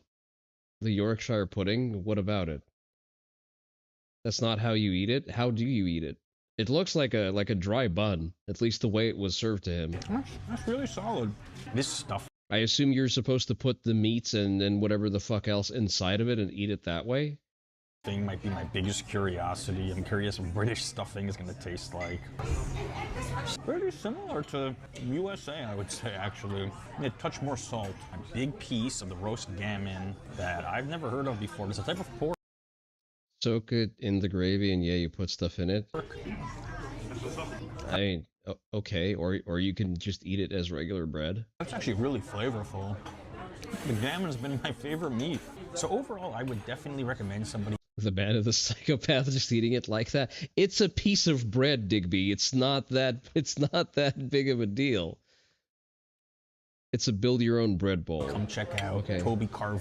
So it's like a chowder with meat and gravy. Free for a traditional roast experience. It's not just on Sundays. They have it here 7 days of the week. Follow for more London. It's not bread. I don't know. Looks like bread from here. Food content. They say this is like. What is it? If it's not bread?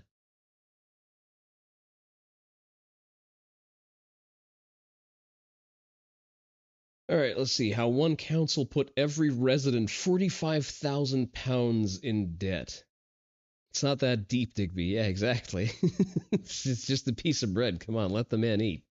If you live in Woking, Surrey, you are currently £45,000 in debt. Fantastic. You didn't borrow it. You didn't even agree to it. Nobody asked you. One man borrowed it on your behalf and then spent most of it building a hotel and some glass towers that are now worth about half what they cost. And then he retired on a full public pension before anyone noticed the money was gone. Lovely. His name is Ray Morgan. He ran Woking Borough Council for 15 years, and in that time he borrowed £1.8 billion with a B. The council's annual budget is 16 million with an M. That's like someone earning 30 grand a year and then taking out £3.4 million in debt to build a hotel. When it all collapsed, Woking needed the biggest government bailout in Britain. I'm sorry, why is the council building a hotel? British history. From my understanding, that's not what your local councils do. 185 million quid. Residents, well, they got a 10% council tax hike. Their public toilets got shut. Their services completely gutted. Their entire council was placed under government control. Ray Morgan got to keep his OBE.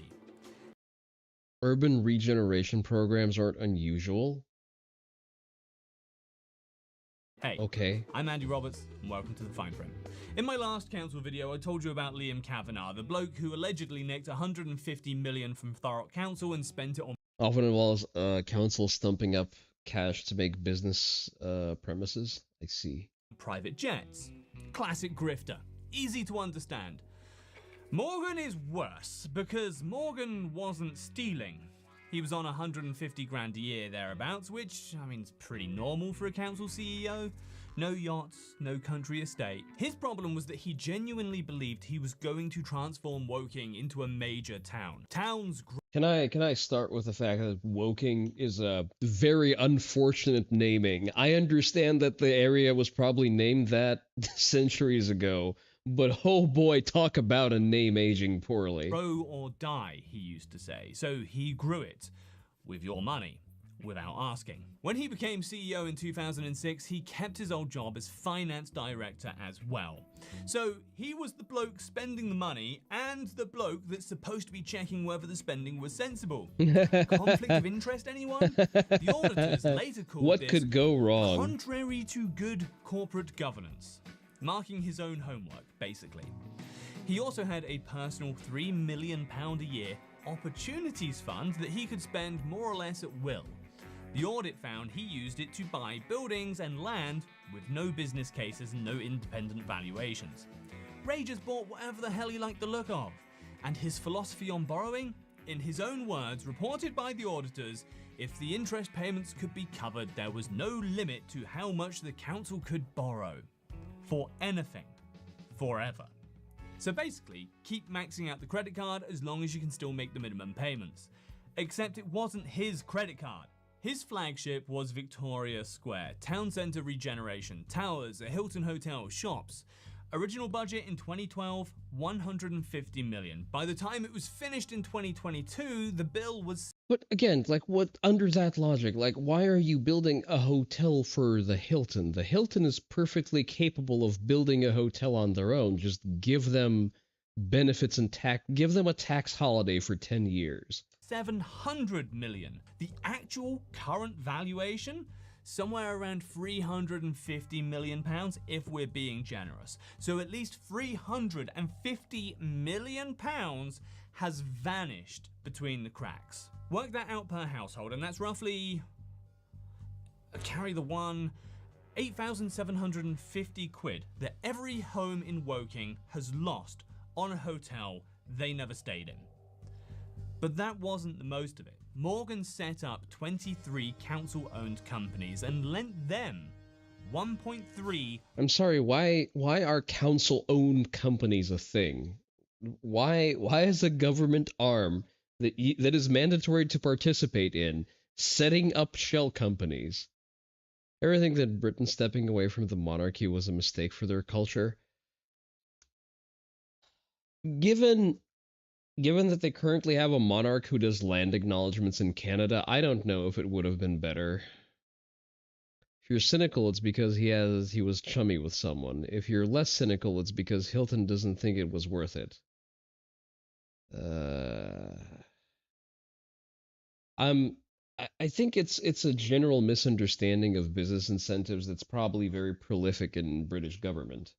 I think that they default to, hey, we're going to bring a business here by giving them thing for free, as opposed to, you know, we're going to not tax them. And I guess not taxing someone is just anathema to the British government.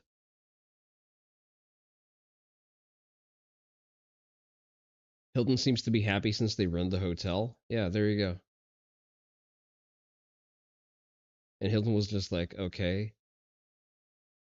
I mean, again, if they run the hotel, it means that the hotel itself is solvent.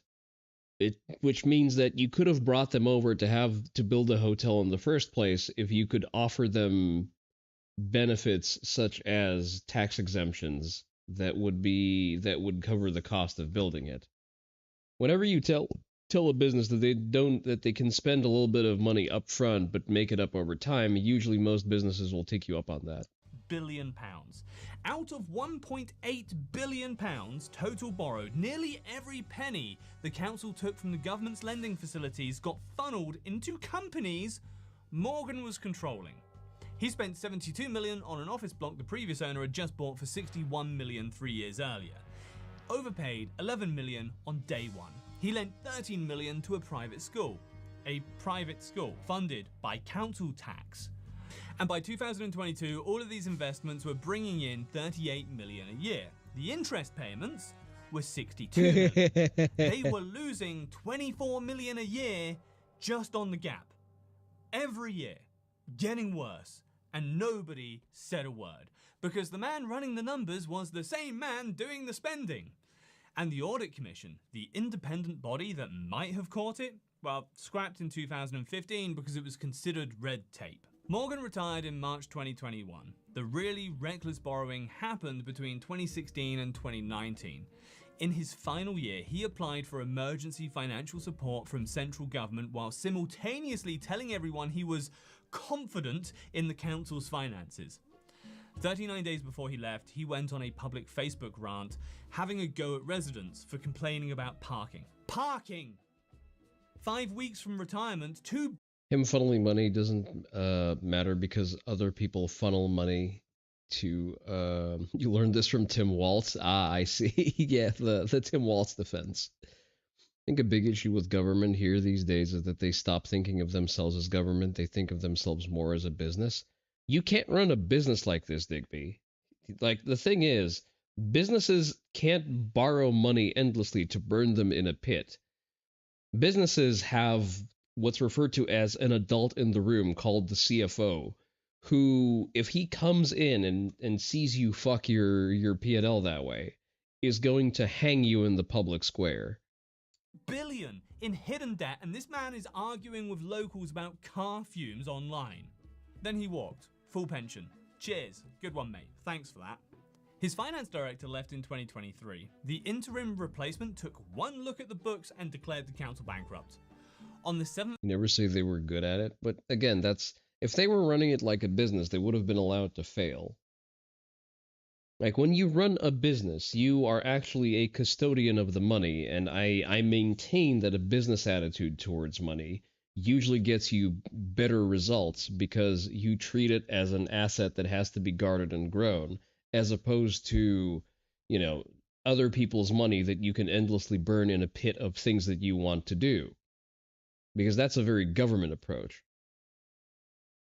Governments aren't custodians, they're thieves. They know they're thieves, so they steal. Yeah, pretty much. The difference is that, you know, we prosecute the ones who steal and keep it, but for some reason we tolerate the ones who steal to burn it in a pile.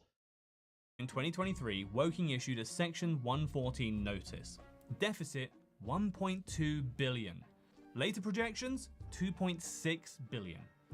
At 2.6 billion pounds, that is £65,000 per household.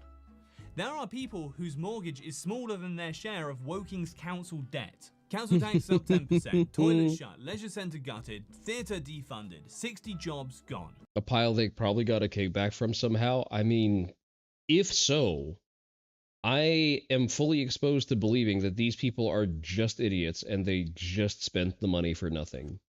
Government commissioners were sent in to run the town because the council can't be trusted to do it. £785 million bailout, the biggest in British history, paid for by you.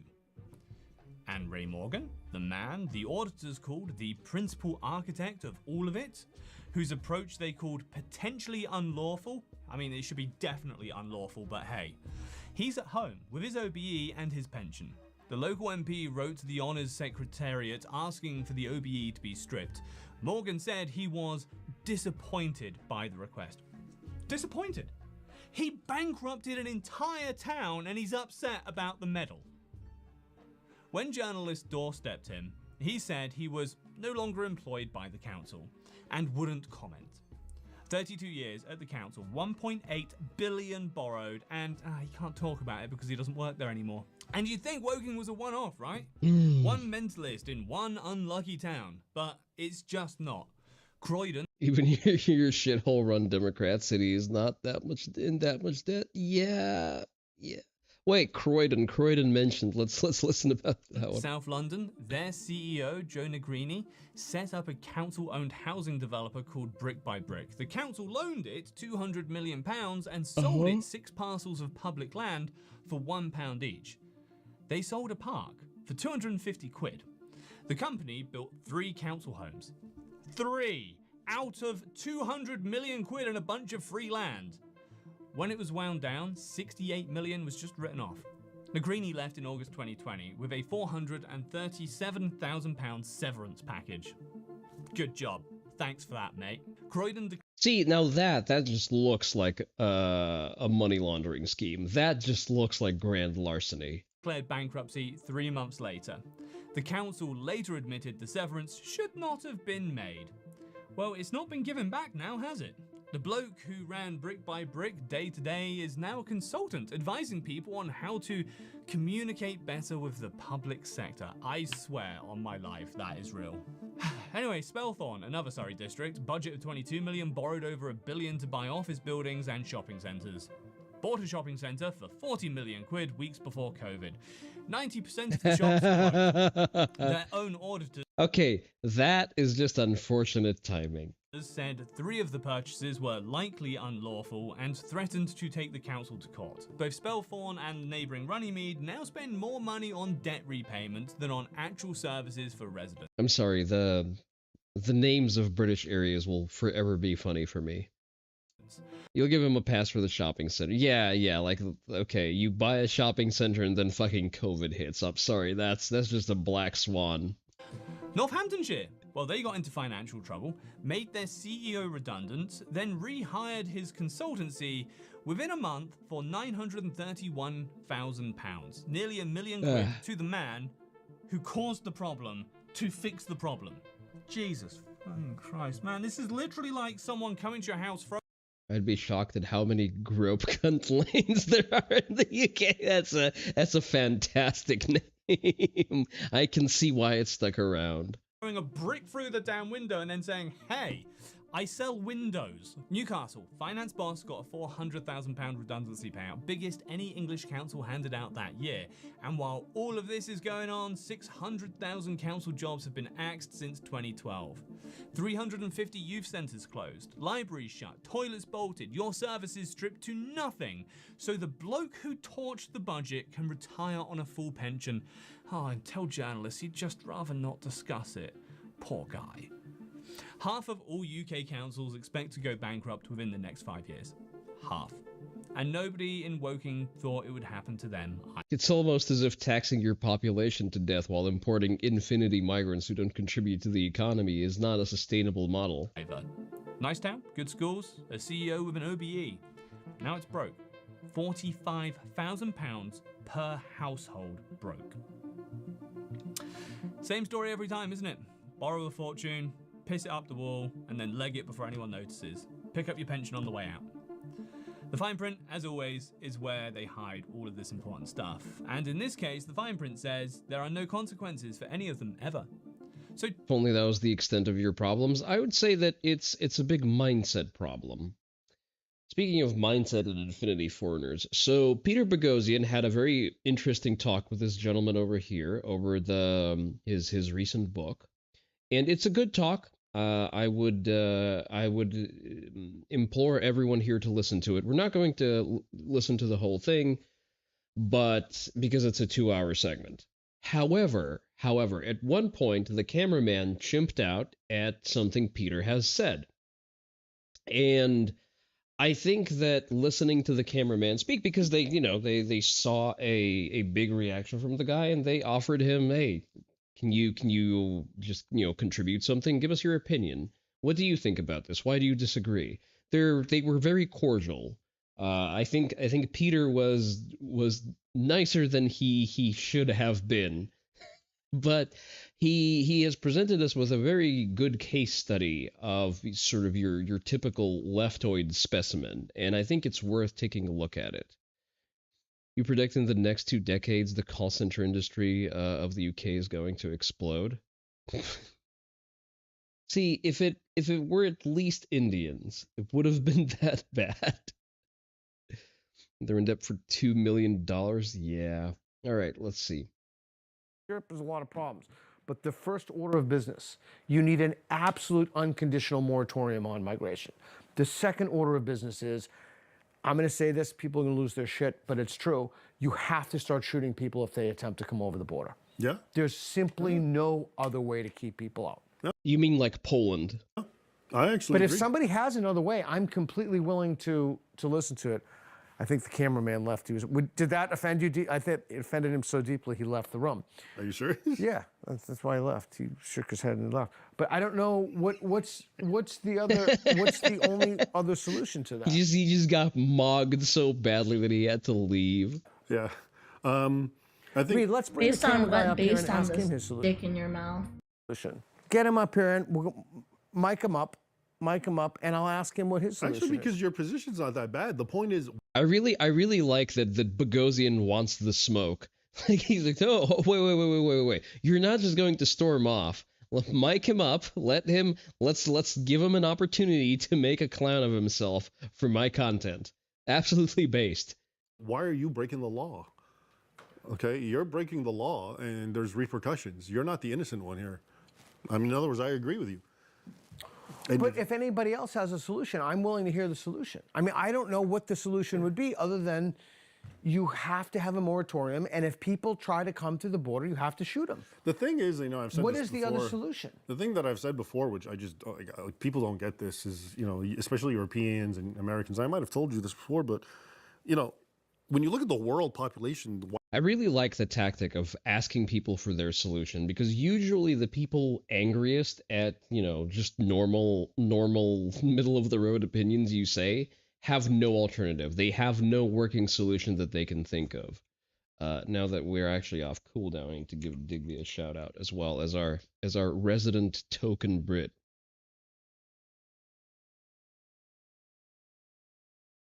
Just a second. There we go. Whites are like 6-7%. Yeah. They're already a minority. Yeah. And yet it's they who feel it's their job, their moral right, their moral duty to always let everyone take their country. Yeah. Even though they're the tiny minority and, the world is flooding with blacks and browns and yellows or whatever, but the whites are the ones that it's, you're a bad person because you don't give up your land. Hey, if you disagree, did you leave because you disagreed? No, I just needed to go use the bathroom real quick.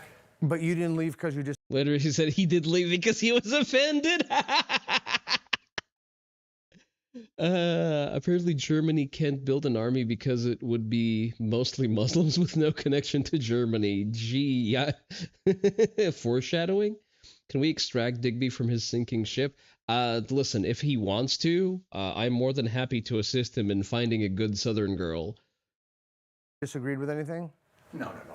Oh, okay. Because I'm going to say, if you disagreed, I'm more than willing to have a conversation with you about it. I appreciate that. Maybe we could do that at the end of the shoot.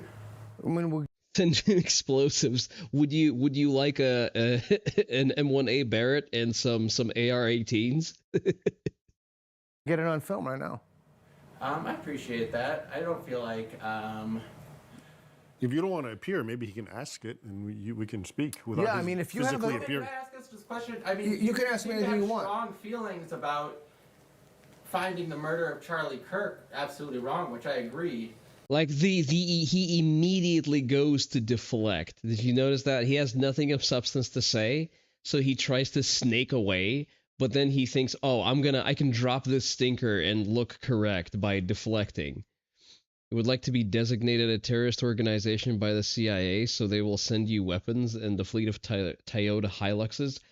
Digby, we don't send Toyotas to your part of the world. The British Isles are designated as an area where we only send M1 Barretts, AR-180s, and maybe you can get some Semtacs. That's sorry, it's take it or leave it. You get the same stuff that we sent to the IRA or nothing. But then to say in the same sentence, we should be shooting. Gecko, they don't need any Kalashnikovs because they already have plenty smuggled in by Pakistanis and Haitians for some reason. For some reason, Haitians and Nigerians are very big on smuggling AKs into Europe and into the UK. Shooting people for just being a refugee, trying to flee violent conditions, trying to make a better life for themselves. Okay. I mean, so give it to me in a sentence, because I'm going to repeat what you said. I want to make sure that I get it right. Sure. I just think it's, you're either, I don't think you can denounce political violence, especially like really nasty political violence, like shooting someone, while calling for that political violence against your people you judge to be political. That's not what he said though. That's not what he said though. Political violence is very different from enforcing laws. Enemies. Okay, so I just want to get this in a sentence. So your problem with what I was saying is you don't think I can denounce the murder of Charlie Kirk and advocate for shooting people who come to a country illegally. No. So no, Terry. He's talking about specifically Bogosian's comment on Europe, not the U.S. Europe needing to close up its border, put a full moratorium on immigration, and enforce the border with lethal force. That was the proposed hypothetical. The proposed hypothetical is that Europe needs to enforce border control and then border crossings with lethal force. So this is where the cameraman chimped out, and he's trying to equate doing that with a politically motivated assassination. Did I get that right? Because, yes, that's right. Because I think laws are, inherently malleable. Okay. I mean, at one point, it was illegal for a black person to go into a white-only establishment. Yeah. I mustn't speak, for if I speak, I will be in trouble. Remember to vote for me as most racist VTuber. I think that a refugee, for example, has a right to come to, who's fleeing violence, has a right to come to another country. Okay. Well, first of all, under the UN Charter, refugees do have the right to flee. That's true. But the refugees have a right to flee to the nearest safest country and claim asylum there, and then their claim of being a refugee should be examined. And if they're not a real refugee, they have to fucking leave. How many safe harbor countries did they skip? Yeah, exactly. I'm pretty sure that there is a significant number of countries between Syria and Germany. So what I found offensive, though, is just you saying shooting those people, because to me that is similar to what you were denouncing earlier, which I agree with. We shouldn't kill our political enemies. That they're not political enemies; they're people breaking the law. There's a different. You could have a larger discussion for whether or not you want to see the fight. Which one? There's a discussion for whether or not use of lethal force as part of law enforcement is a reasonable boundary, but they're economic migrants. Yes, we're all on the same page here. But again, when you're arguing with an idiotic premise, doesn't the cameraman attack him? I don't know. We're just gonna have to watch. You're gonna have to sit there and wait for it. I think calling for shooting and killing people. I mean, listen to his voice. Do you think that's a man that's capable of physical violence? A private sector with a fleet that operates in international waters might just be a profitable process for developmental solution. sounds weird out of context. If you could attach that to something that's being discussed, then yeah, sure.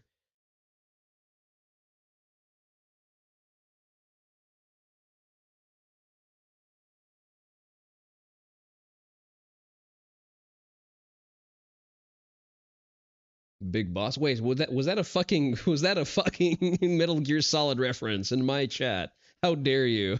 That you. Oh, so hello there, Faye Goth. Welcome to the chat. Your name sounds familiar. Oh, I accidentally muted it. The suggestion here is someone pays these guys to shoot the migrants. That, you know what? Privateering is a time-honored tradition. But again, we're talking about Europe. So they... Yeah, you know what? Never mind. Europe did also have privateer fleets, actually. The British did a lot of their exploration through privateer fleets. About how you would probably feel if someone said they were pro shooting and killing Charlie Kirk. So what would your solution be? Okay, so for refugees board ships, the ships have processing facilities. The refugees need to be processed before they can be given to a nation that wants to accept them. On prepared conditions with migration management. Yeah, that's a workable solution. If you're involving private companies, you may, like, depending on how you set up your incentives, you run afoul of potentially creating some perverse incentives here. So you need to make sure that the structure for how should I put this?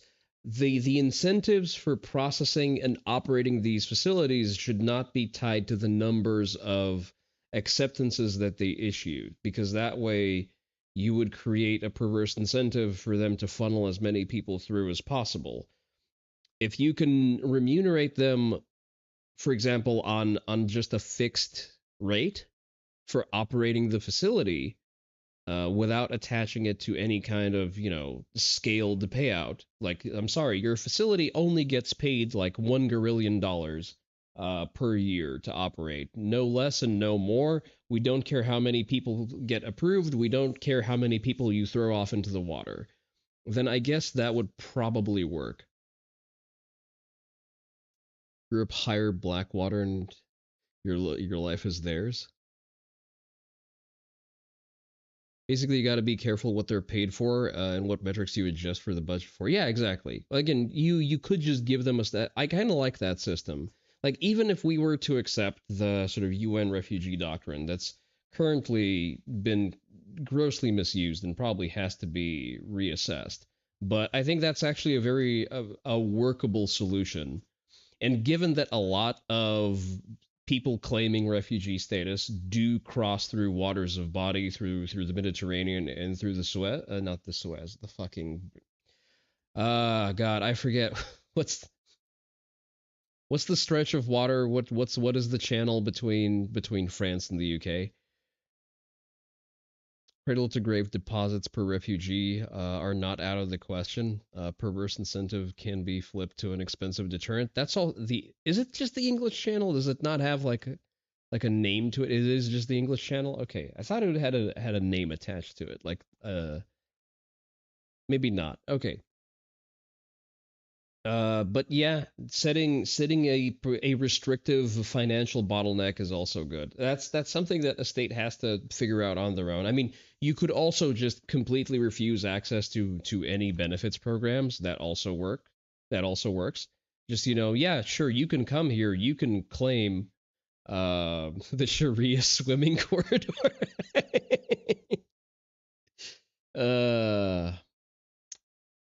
Oversalted Paki soup.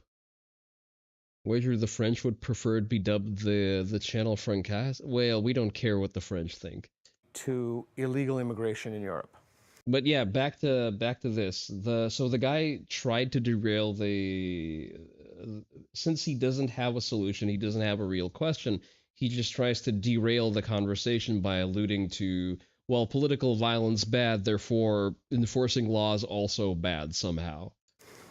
Well, I think Muslims make a small percentage of the immigrants in Europe, or the population in Europe. It's something like roughly 10% averaged out. It's going to be less in some places, more in other places. The problem is that there's way too fucking many. Strait of Gibraltar? No, that's at a different spot. But the problem is that there's enough of them to form ghettos and coordinate as a political force, and also once said Muslims are numerous enough, they also start acting out in blatant disregard of local norms. And in addition to that, there is a problem of them relying on public assistance to breed way above replacement rates. Like 5 to 10%.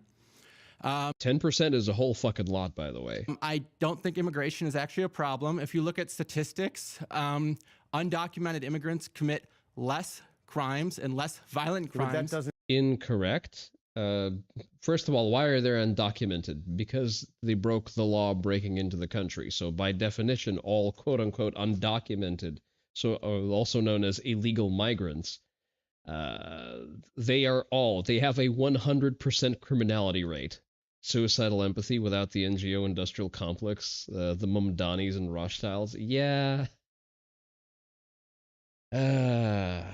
I'm not aware of the Rothschilds' involvement. All I hear about them is that they focused mostly on finances, but then again, I did not look into their part of it. Most of what I hear is Soros's doing,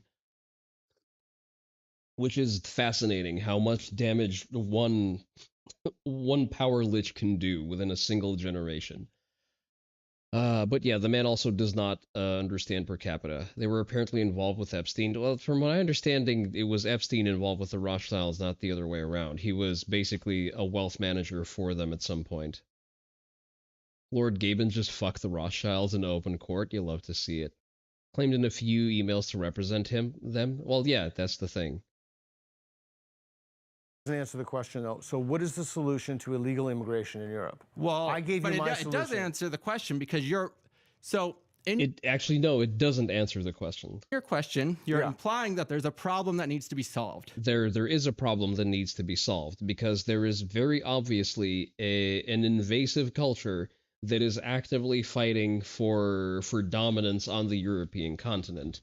To quote a Green Party MP candidate in the UK, there are currently more Muslims in Europe than the population of any single given Muslim nation in the Middle East. This man has never been beaten in the streets by an ethnically uniform gang. Even if he were ever to experience that, he would not make the correct conclusion out of that.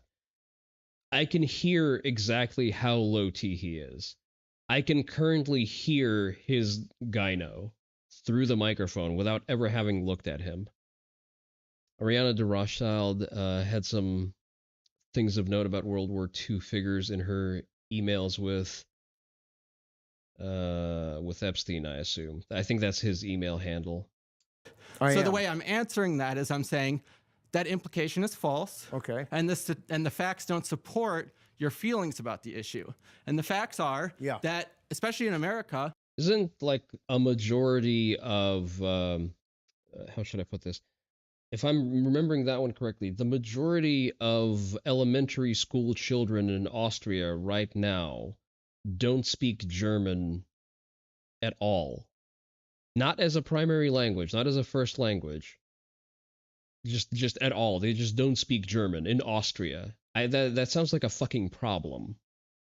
Cousin marriages suddenly being a hot button topic in the UK really sounds like a fucking problem. Lynn Forrester de Rothschild, woke capitalism. I see. Do not redeem! Do not redeem the card! Yes, absolutely, do not redeem. Undocumented immigrants commit less crimes. But we're talking about Western Europe. So we're talking about First of all, no, per capita they do not commit less crimes. If they need to function here, it means that they are either not paying taxes, Izat minus 100 instantly. I cast lose Izat. But the thing is, no, that is a baked up statistic. It's just as false as the leading cause of death in children are guns. Both of those statistics are false. They're misrepresented on purpose because these people are lying to you. You know they're lying to you, and they know you know they're lying to you, but they still stick to those talking points. Again, this individual in particular, he sounds like a very, very insistent midwit. He may actually believe the things that he is being told because he lacks the mental bandwidth to examine the source material. A reminder that the first year of the Migrant Search Cologne's Winter Festival became a sexual assault free-for-all. Yes, the term for that is taharush. Taharush is a grope/rape game, very common in the Middle East, and for some reason after that, women can no longer walk around freely after dark in Germany. But surely there is no problem. Western Europe, yes. I believe the statistics are fairly similar. You believe or you know, but also if they're similar, you're also leaning on false statistics because for some reason, Germany and I believe Sweden stopped recording the ethnicity of violent offenders because it was starting to look very bad. I looked it up while you were talking, and there are more hate crimes against Muslims than there are hate crimes against Christians. Who is recording those? And I understand that's a topic of debate, but to pretend that and also, I guess, per capita minority, that's 5 to 10% of the population, is somehow oppressing. If a minority that is 5 to 10% of the population, why is it committing up to 80% of all of the violent crime? You recall Goldman Sachs and Chaikov's, Kerr, Loeb and Co., the Bolsheviks, Epstein's central position in connection to the Soros, Rothschilds, and other big money families connected to socialism, refugees, woke, and people screaming racism, and Nazi at everything pattern recognition kicks in. The thing about Epstein, I don't think he was, how should I put this? He definitely had opinions. A lot of those opinions were informed by the fact that he was an unimpressive individual clinging on to what he perceived, an ethnic identity that he could center his entire personality around because his other personality trait was fucking kids, and you can't really flex that too much. His connection to big moneyed families, the problem with those big moneyed families is that we're not talking about Soros. Soros is a second generation problem at this point. So he is a beast of its own. The older moneyed families, the problem with them is that, whenever wealth is inherited, you run into a problem of the children of the people who had made said wealth are very frequently not going to go through a fire that would have built up both their intelligence and their understanding of the world. So they grow up to be sheltered, soft-handed fuckwits who are going to advocate for things that sound compassionate, and they've never been exposed to reasons why compassion is not a good universal response to most things. 80% of the rest of the population, I don't think facts support that. And I think calling for shooting people, I think is over the line. I think that's over the line in the same way that you probably felt when you saw someone shot and killed Charlie Kirk because they disagreed with him. I think that... Again, there's a false equivalency between law enforcement and political assassinations. Your understanding is that well-managed moneyed families, you end up with a lot of people cut off or sent to foreign countries with a small stipend. That is sometimes the solution. Unfortunately, so at some point, if all of your offsprings are retarded and spoiled, you kind of have to pick the one that's least that, and you're still not guaranteed. The moneyed families that get that memo. Yeah, it's not a universal cure-all, is all I'm going to say. I think that's just deeply objectionable rhetoric, especially right now. Okay, so I just want to make sure I understand your position correctly. So you don't think there's a problem with illegal immigration? I think whether immigration is legal or illegal is arbitrary. Okay. This is the most retarded thing I have ever heard all day. So you think that we should allow people to come? You had based your argument on the idea that. So the argument here is literally a brown child is crying, time to abolish laws and borders and shit. People are coming into this country without being quote unquote vetted. Right. We're talking about, I just want to be clear, we're talking about Western Europe in the sure, context of this conversation. Well, note how he's incapable of compartmentalizing Western Europe and the US. Like, he just spurgs out over his talking points that he has ready. He's listened to CNN, he's read Reddit, he has all of his zingers ready, and they're all about American politics, and he is incapable of scaling them or applying his opinions to a different context. The difference between stealing and buying shit is arbitrary. The difference between setting you on fire and putting you out is arbitrary.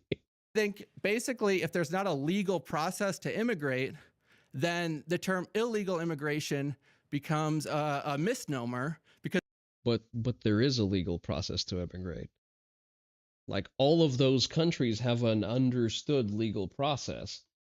You could argue, for example, that process currently does not exist for Russian passport holders, by the way, because they are actually barred from even procuring certain visa categories to European countries.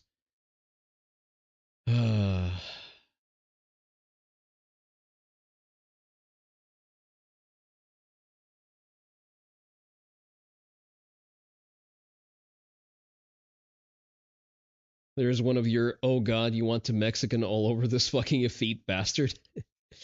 We children of big money families are completely aware of what they're doing. They promote these altruistic, moralized, agenda-driven messages, knowing full well it will collapse civilization and let them to the absolute monarchs of a dumbed-down, conditionally self-destructive, incredibly easy to emotionally manipulate mass.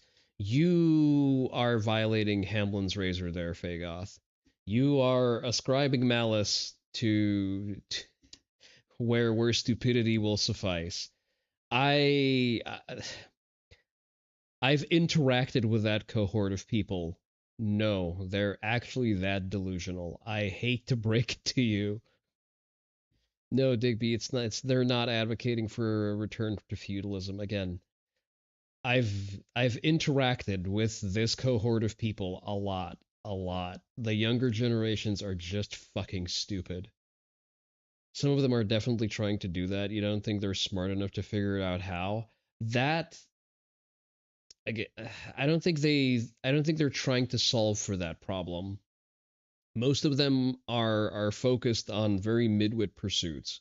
Once they're done with, whatever play job they've been handed down, they're mostly preoccupied by the cocaine, champagne, and hookers, or whatever other opium is available to them. Because what you actually have a problem with is immigration, not illegal immigration, immigration in general. What if a country said, we don't want immigrants? Is that okay?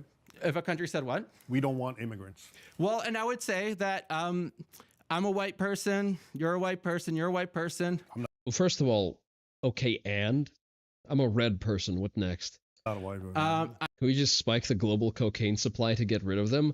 I mean, sure. That's one way to do it. I apologize for assuming if you're not white, and I apologize genuinely for that. My ancestors came to this. The man cannot understand hypotheticals. He cannot. He's literally sub 100 IQ. Yes. He's sub 100 IQ, probably below 100 nanomol per deciliter free test and total test. Pagers, drone strikes, direct energy weapons. This country, and there were other people living here. But let's say Europe. We were talking about Europe. Let's say the UK says we're British and Germany says we're Germans. We don't want non-whatever into our country. Do they have that right? Well, and what I would say is that's when we back up and we look at the history of imperialism. If you want to talk about... What the fuck does that have to do with anything? Violence. Excuse me, did Germany have colonies? If you wanted to, so well, here's the thing: like, he can't answer the question because the correct answer is yes. You can just tell people no. You actually can't enter. Go away. But yes or no? I'm looking for a yes or no. Well, of course you're looking for a simple answer because. Well, it's a simple question. Germany did have colonies. Well, okay then. But what I'm actually doing is rhetorically unpacking what you're implying and how that. No. The implication is very simple. You can't come here. We have a border. We have an understood territory that where we are sovereign, and we can just collectively agree that no one can come here. All of his talking points go back to why people cishet supremacist bad. Yeah, he's very Reddit. The British Empire went to war with much of Africa to end slavery. Yeah. Down once you no, it's a country saying, look, we're a sovereign nation. We are the country but I was answering Sweden. that. So I was answering that. You have to look at, for example, why are there so many Muslims immigrating to Europe? Because it's a better life there. Because you get free shit when you're in Europe. You get a shit ton of benefits from starting from very lavish unemployment payments, free housing, lots of government programs. You basically, the answer is actually boils down to free shit. You just get free shit. Over the last couple decades, the U.S. with their European allies killed over 1 million. I don't know how to correctly pronounce that Arabic word that you've posted in chat.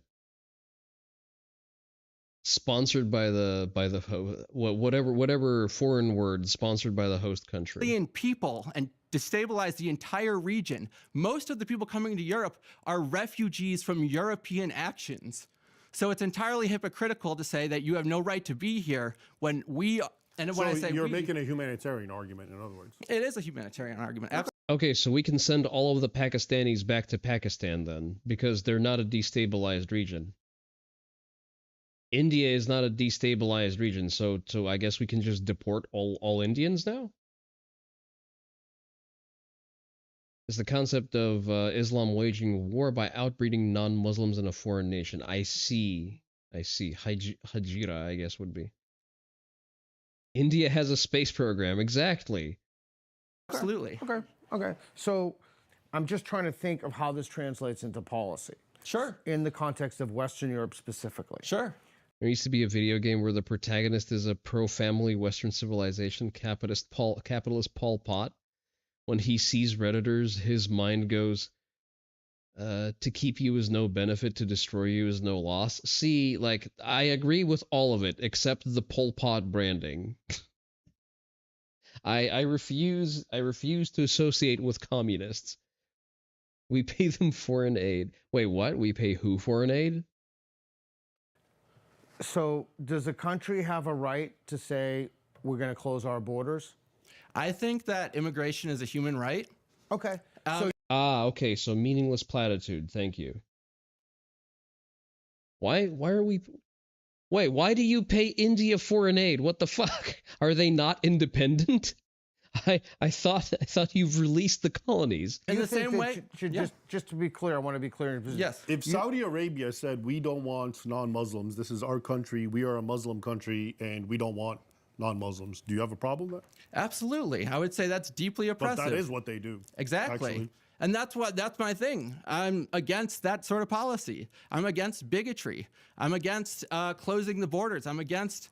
Did you hear that? Did you hear that, Oni Dojo? He's a good guy. He's the wholesome Chungus who's against all bad things. So there are no nations. No borders are real. We should move into Chile en masse now. I don't want to move to Chile though. I think immigration is a human right. I'm against dictatorship. I'm against the dictator. Where do we have a dictatorship? Dictatorship in Saudi Arabia, and I'm also against oppression of Muslims here in America as well. I believe in freedom. Excuse me, Muslims are oppressed here in America? I was not made aware of that. Chile is basically California with less communism. Wilmington Island is the largest artificial island in India, which forms part of the city of Koch in the state of Kerala. They have the technology. At least go to Argentina. My pick would be El Salvador. Which means the freedom to be Christian and the freedom to be Muslim, wherever you are in the world. How about the freedom to have my own country without anyone coming in? I don't think that is a reasonable... No, I don't believe in that. I would describe that, and to give you... Okay, so countries are just not real. You just can't have those. Oh, hey there, Mandalore. The West also pays development aid to China? Excuse me? What the fuck? To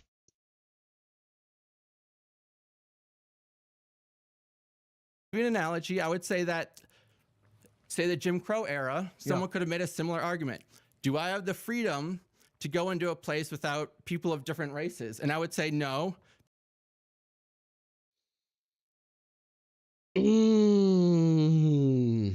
Nations don't recolonize Africa now. Because that's impinging on their freedom, and that's not actually a free society. Yeah, but I mean, America's a... They can build Hindu migrant zones to where they move with stipulations about movement without disruptions. You'd rather have H-1Bs who stay in their Hindu zones if we're going to go ahead with it anyway. Well, for some, the H-1... First of all, H-1Bs are already severely restricted. The fact that there's a $100,000 payment that's required upfront to file them. There's already been a reaction. Salaries in the tech sector have gone up an average of 30 to 40% over the last year, ever since that executive order was signed. There are also rumors of H-1Bs being axed as a program altogether, so I don't really think that one is a non-issue. That has been solved. Chile is being governed by an actual communist right now, unfortunately. Just move 10 million Africans in, vote in all communists out. Just move 10 million Americans in, vote all of the communists out, shoot the ones that don't live, win. I mean, why bother voting if you can just go to step 3 instantly? Different example because the slaves were brought here. I get that. I'd like to keep talking about Western Europe. I mean, if you really want to talk about America, we can. But we're talking about. I think that the issues are very analogous, but I understand. Go ahead. He asked me my solution. So the issues are not at all analogous, actually. For what should be done. Did I get that wrong? You asked. What does Europe need to do? We start with the UK, and then you called for shooting people, and so that made me feel about probably how. Oh, it made you feel. I see. Okay. You would feel if suddenly I called for shooting someone who you respected. But see, can I answer that? Because it's. But again, that's a false equivalency. He called for use of lethal force for the purposes of border enforcement, not for just looking for Browns to shoot. Strikes me as a little different. Here's what he's saying. I think is this: America's a sovereign nation, or any nation, not just America. Let's say Saudi Arabia. Saudi Arabia decides we have borders. And we don't want anyone coming illegally, okay? You can maybe apply legally and we'll figure it out. Okay, we've made our position known. This is our nation, these are our borders. Now, once someone knowingly says, I'm gonna try to get there, isn't that kind of...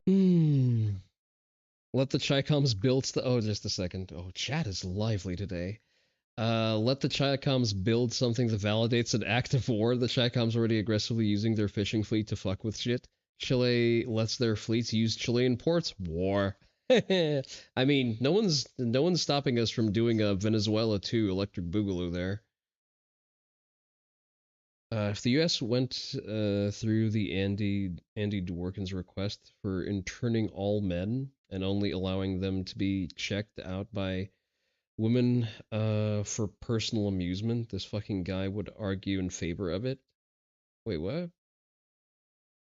The U.S. went through with Andy Dworkin's request for, interning all men, only allowing them to be checked out by women for personal amusement. This fuck would, yeah, okay. Now I know what you're talking about. Okay. He probably would. Yes, he would probably talk about it being female empowerment or some shit. Again, this is your archetypical, your chemically pure low-T cuck. That's just a pure specimen caught in the wild. Their fault. They've now they've put themselves in this position where they're the bad guys. Whereas the Charlie Kirk example, no, this is a person who said, I don't like your political views and I'm going to murder you. So I don't really think they're analogous. I think that, let's agree on one thing. Killing. So he just sidestepped the issue entirely. Okay, cool. Someone is really bad. Yeah, but shooting and killing someone. Bad, but I made a law. This is. He doesn't understand that these are different things. It's not like he's not even doing like a blood sports debate bro thing. He's not even being, it's not a logical fallacy. He's just incapable of understanding how the two are different. I just got it. Okay. Cool. Our land, you're an outsider. That's how the world works. Every country's like that. So if someone were to propose that we and shoot and kill... you chose to break in. If someone were to propose that we shoot and kill, say, people who violate a speed limit, I would say that's very gross and very bad. Yeah, well, okay, but I mean, okay, so now you understand. Yeah. Now you understand that just because it's illegal, but that proposing to shoot and kill them, that's deeply offensive. He's saying that because we don't do that, and nobody respects us, and they do it, and they break the law. So it's not even the same fucking thing. Yeah. Obviously, the response has to be raised up, and the repercussions have to be greater. Not because we want to do that, but people need to respect and fear the law. That's how it works. So you feel that anybody should just be allowed to come to Western Europe who wants to come? Yes, I believe that. Well, okay, then you're just retarded. Thank you for confirming. That's a different. Okay, and also I would go so far as to meet you halfway and say there should be a vetting process. And this is my issue. And there is a vetting process that is grossly permissive, gross and weird and bad.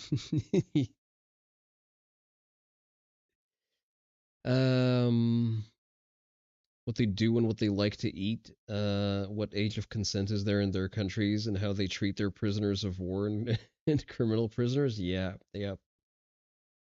What is it like to exist in that man's mind, you wonder? There has to be zero internal monologue, no rotation ability, no concept of how math functions without a pencil in hand. I have it on good confidence that the man is actually incapable of answering the breakfast question. And this is the big issue, is because that every time I hear someone be that openly retarded in a conversation, I will just immediately derail and stop everything to ask them the breakfast question. It has been so funny to do. Marvel, Steven Spielberg, George Lucas, Blue Sky, Reddit. See, like you say George Lucas made actual Kino. Things that were actually made by Spielberg and actually by Lucas. They were pretty okay in terms of experiential media. Sure, it's not something to base your worldview on, but it sure as shit is better than whatever Kathleen Kennedy was ever able to produce. Oh god, this fucker can vote. Somebody find the redeem. We have a redeem for that. That's not... People aren't being refused access because they're being vetted and it's determined that they're not allowed because they don't meet some requirements. They're being... No, that's the actual process, by the way, in both here and in Western Europe. That is the actual process. These are actual things that happen when you apply for asylum. Being refused access because en masse... Not only that, the NGOs that facilitate applying for asylum tell you that if you are a secular Syrian migrant and you don't want to participate... This is someone in California whose vote counts just as much as yours. There you go. But here's the thing. There are NGOs who will coach Syrian migrants, telling them that they have to go to the madrasa. They have to engage with the local diaspora.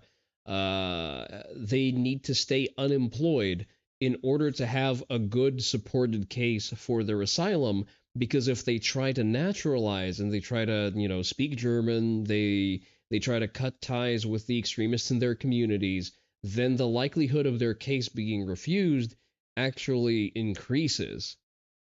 So there is a process. The process doesn't fucking work well in the other direction. The process is actually piss easy to follow. They only allow a small amount of people.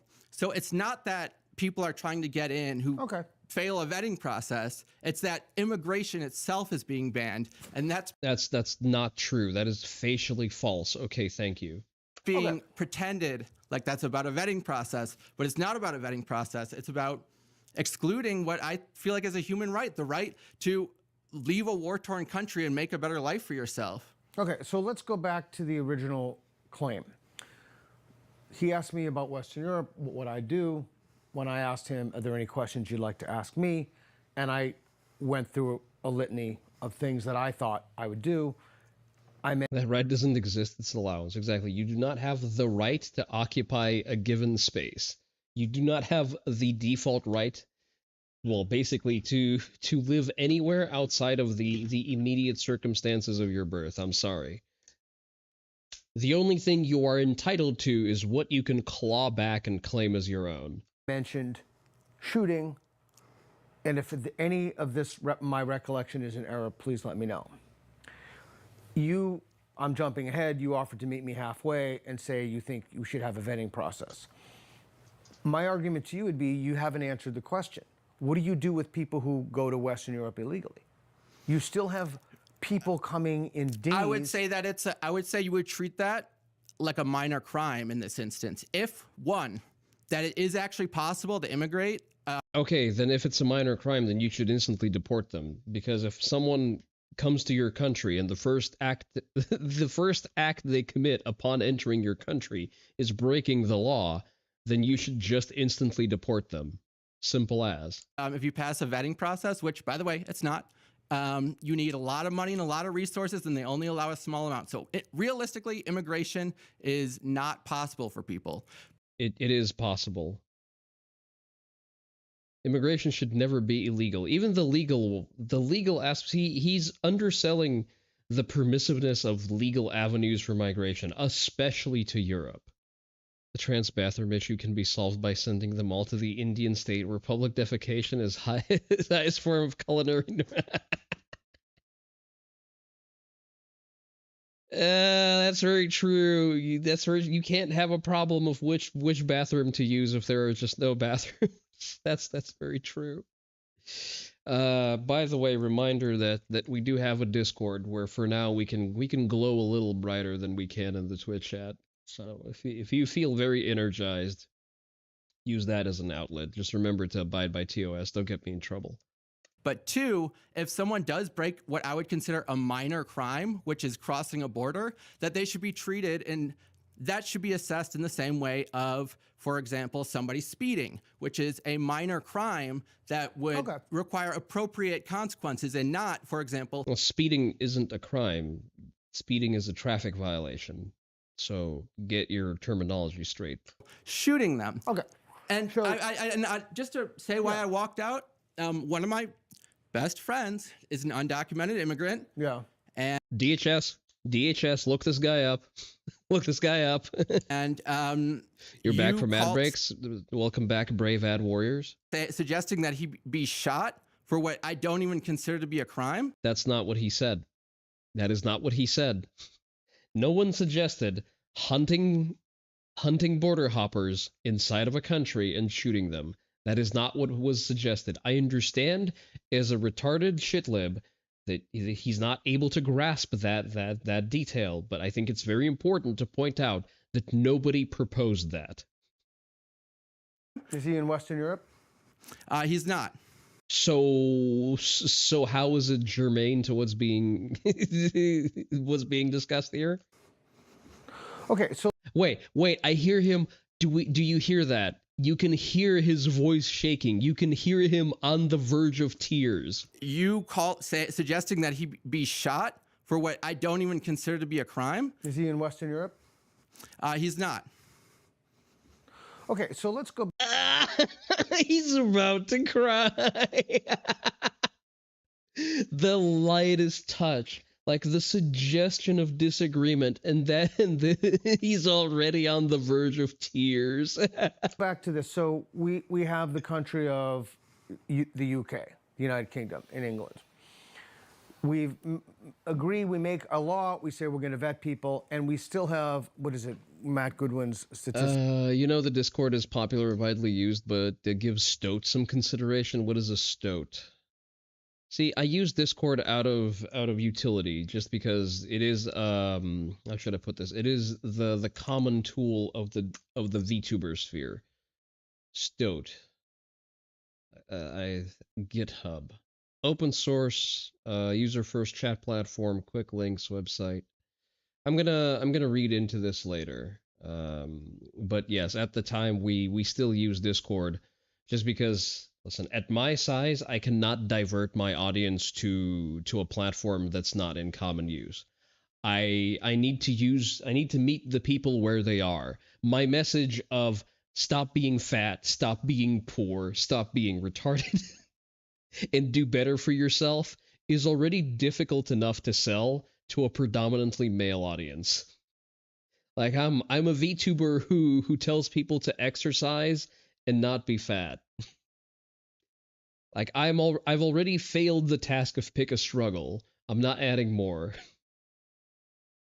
Oh, you made the Dworkin statement. He's so long-housed, he's basically a feminized pet. Yes. Has the fortitude of wet paper mache. Sick in Kaufman, 183,000 people entering the country. And you want to treat that like a speeding violation. Do you know how many speeding violations there are a day? No, I just want to make sure that I understand the argument. Yeah. A speeding violation costs me 0 in taxes. An illegal migrant who clamps onto the welfare state costs at least anywhere between $30,000 to $60,000 a year. Everything he says makes you violently angry.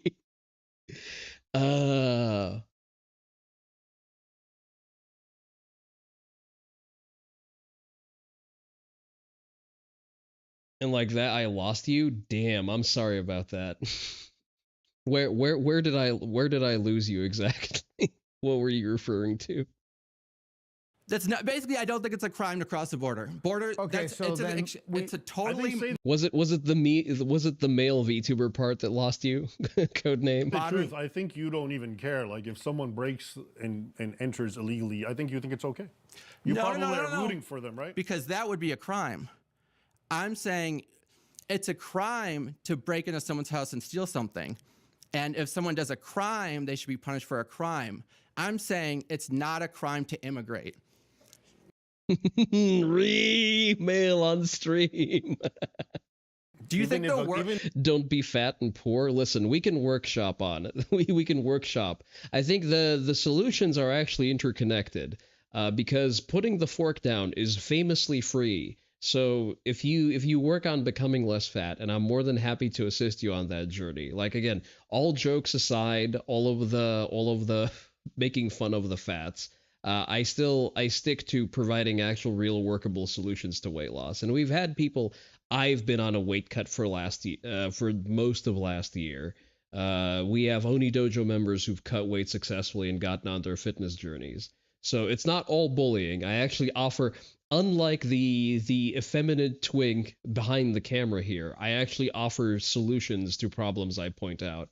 You're not fat, but you're poor. We'll work on that one too. Do we need to put together a CD writing workshop? Job application writing ASMR stream. So you don't believe in sovereignty of a nation? I mean, honestly, I think that sovereignty is largely something that down to 185 and on a strength recovery from being incapable of walking. Good man. Wait, 185 is not fat. Like 180, like I am heavier than you are right now. Like I am 210. Are you sure you're not hitting us with that stolen fat valor here? Because you sound like very of a very reasonable body weight unless you're like 4 foot tall. How tall am I? 5'9". Like per strictly BMI, I am morbidly a beast, but I'm also like 20% body fat.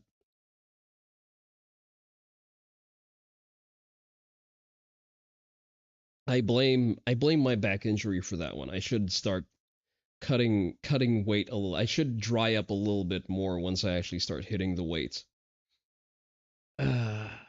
Bigotry against the body positive movement is fascism, revolution, chastity case. What the fuck are those emotes? What the fuck? You're 130 at best. Army shaming you mostly. At 180, they taped you for being over the BMI. That was one. So here's the thing, codename. BMIs are horseshit. BMIs are a measurement for an untrained general population. My BMI is 32. Like strictly speaking, per BMI, I am morbidly obese. But my deadlift is 405. So I'm obviously not. Like I have a sub 8-minute mile run. So I'm very obviously not a sufferer from from morbid obesity. BMI does not make corrections for bone density and for contractile tissue proportion. And contractile tissue is denser than fat. So it sounds to me like you're not fat at all. Like you're very much baseline.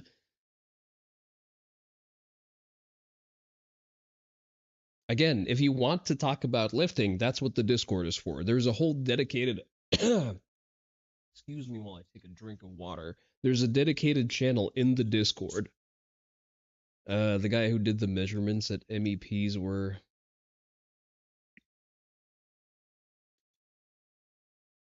had a history of measuring incorrectly on purpose. It is against regs. Also, they never measured hips.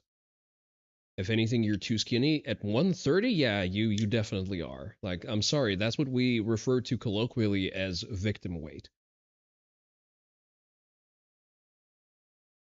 You can't gain muscle mass for life? Gecko, I invite you into the Church of Iron channel on the Discord to discuss that, because that is likely a nutrition and a stimulus problem that we'll figure out how to solve that for you. Is used to oppress people. Okay. All right. Well, that's good. Let's roll that back. I just want to hit you all with that entire statement. Not a crime to immigrate.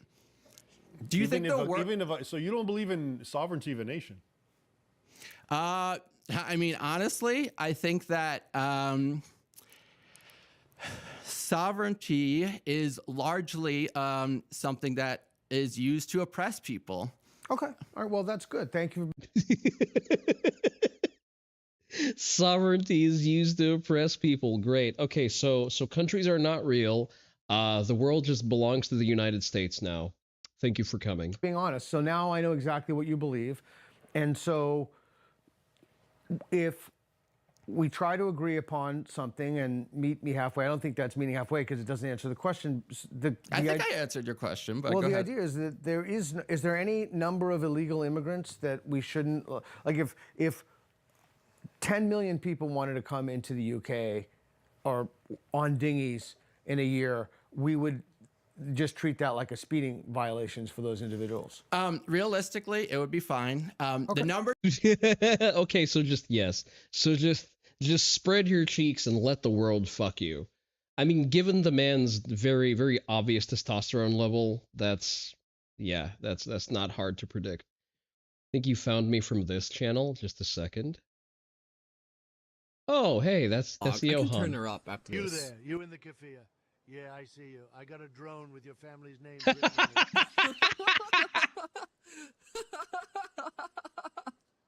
it. Good morning, Goff. I did not hear that one. That's yeah, Johan's chat does deliver on the TTS occasionally. That's great. That man does not understand anything beyond the amount of food in his fridge. I'm pretty sure that the moment he closes the fridge, he forgets how much food he has. He definitely lacks object permanence. Well, that's honest. That's honest. The number you proposed was, I think, hyperbolic, and would. It's not hyperbolic. He's trying to give you at least some kind of milestone to build a hypothetical off of. Because you're obviously incapable of entertaining hypotheticals in a vacuum. Realistically, when you look at the facts, when undocumented or not, when immigrants go to a community, that community benefits. Oh yeah, fucking Minneapolis is sure benefiting. They're benefiting to the tune of what? What are we at now? $19 billion in confirmed fraud?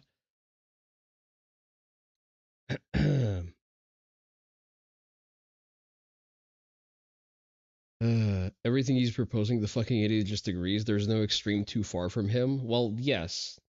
Like, Reddit has informed him that borders le bad, and therefore everything that's not borders is therefore good. I'm not talking about the benefits argument. I'm talking about if people, there is no upper limit of people, you think, before we say absolutely no more. That's right. I Okay, think that's honest. Humans have, since the dawn of time, been born to migrate. I think it's a human right. What did we do to places where we migrated to, though? If there were other people there, what did we do to the people there? What did we do when we migrated to a place? You hear the HRT in his voice and the fact that it does not mean that he is a hostage rescue team. It makes you want to invest in BDS, upward trending dividend yield stocks harder. This man sounds like he lives on stolen land.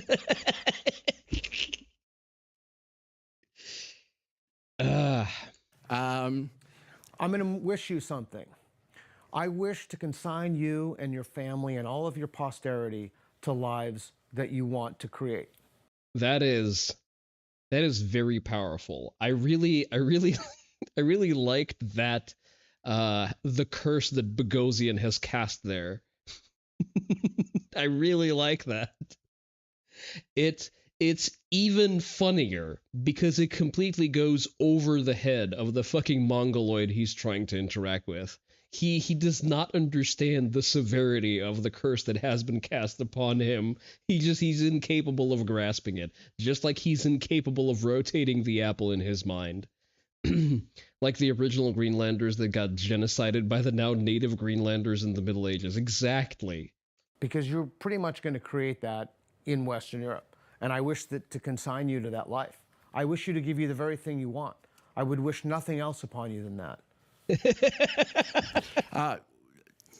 Sorry, I'm not understanding. This is what you're trying to communicate. I'm not understanding. No. I want everything you want to come true. I want you to receive things that you advocate for. Yeah, no shit, you don't. To me right now. I'm trying to communicate in the context of Western Europe, you're getting the world that you want. And it will, Sure. It is, yeah, I'm positive of that. All of the data indicate that the world that you're advocating is. Wait till he finds out about the kingdom of the Homie or Islam's 1500 year of sort of conquest, slavery, and Aisha.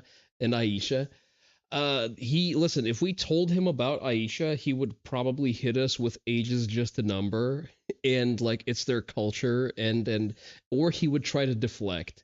Like no amount of real world facts would ever dissuade someone like this, because that would require a capacity to process information through a filter of is it true versus is it safe to believe this?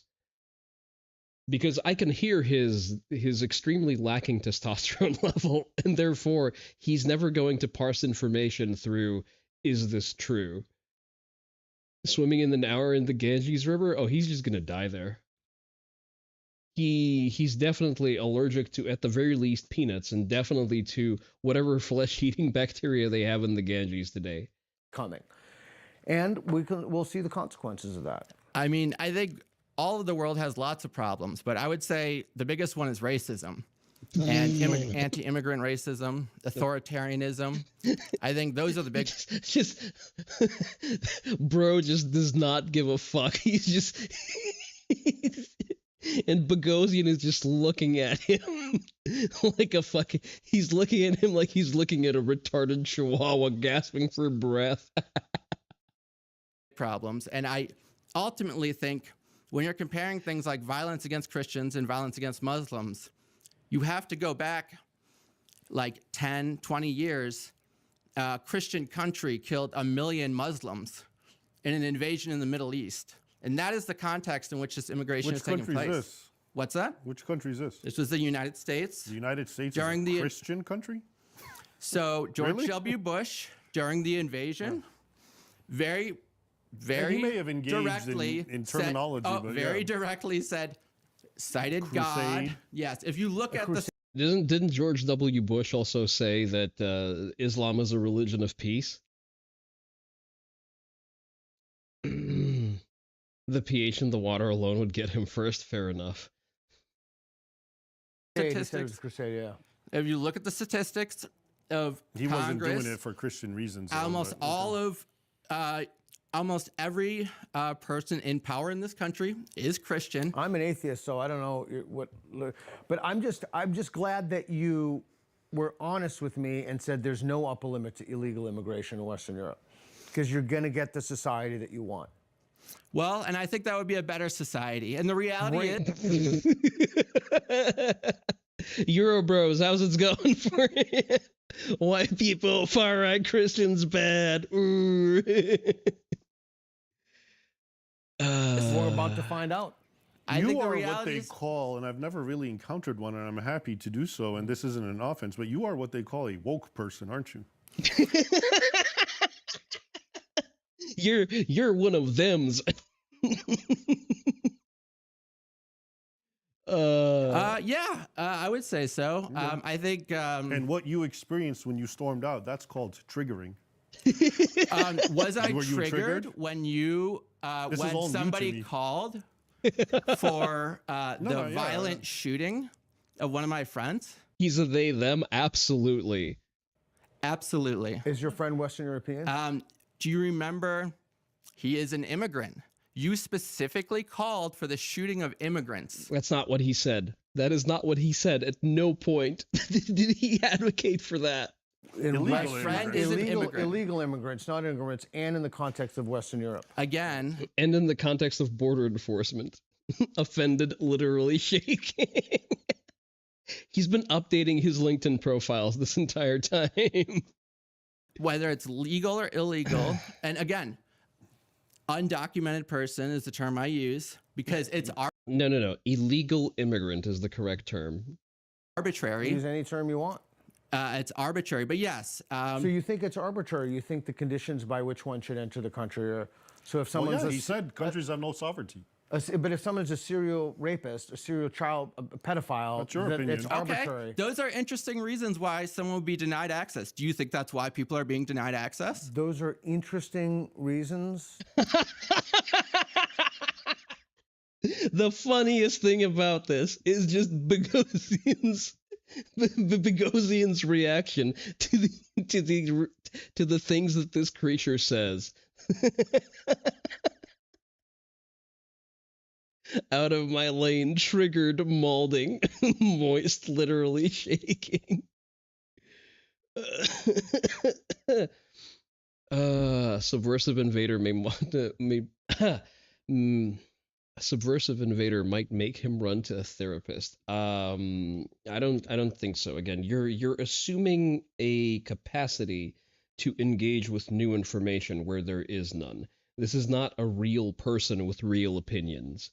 This is someone who has been handed down opinions that are acceptable and approved by the Longhouse. And he is going to cling onto those opinions and the attached talking points for dear life, because examining them would require so much mental strain that he would be at risk of suffering a stroke. I would support denying someone access who is guilty of those things. That's okay. So some vetting is suddenly okay. Not why people are denied access. And what do you do if they? That's one of the things that why people might be denied access, especially in the U.S. If the U.S. flags you as being a convicted pedophile in your country of origin, they will typically deny your claims for entry. Thankfully, if boatloads of them are coming over, what do you do? What do you do? You're in charge of the government. That's literally how our entire country was built. But to answer the question, you're in charge. So this country was built by people who came to basically a barren wasteland with roaming savages killing each other over grazing lands.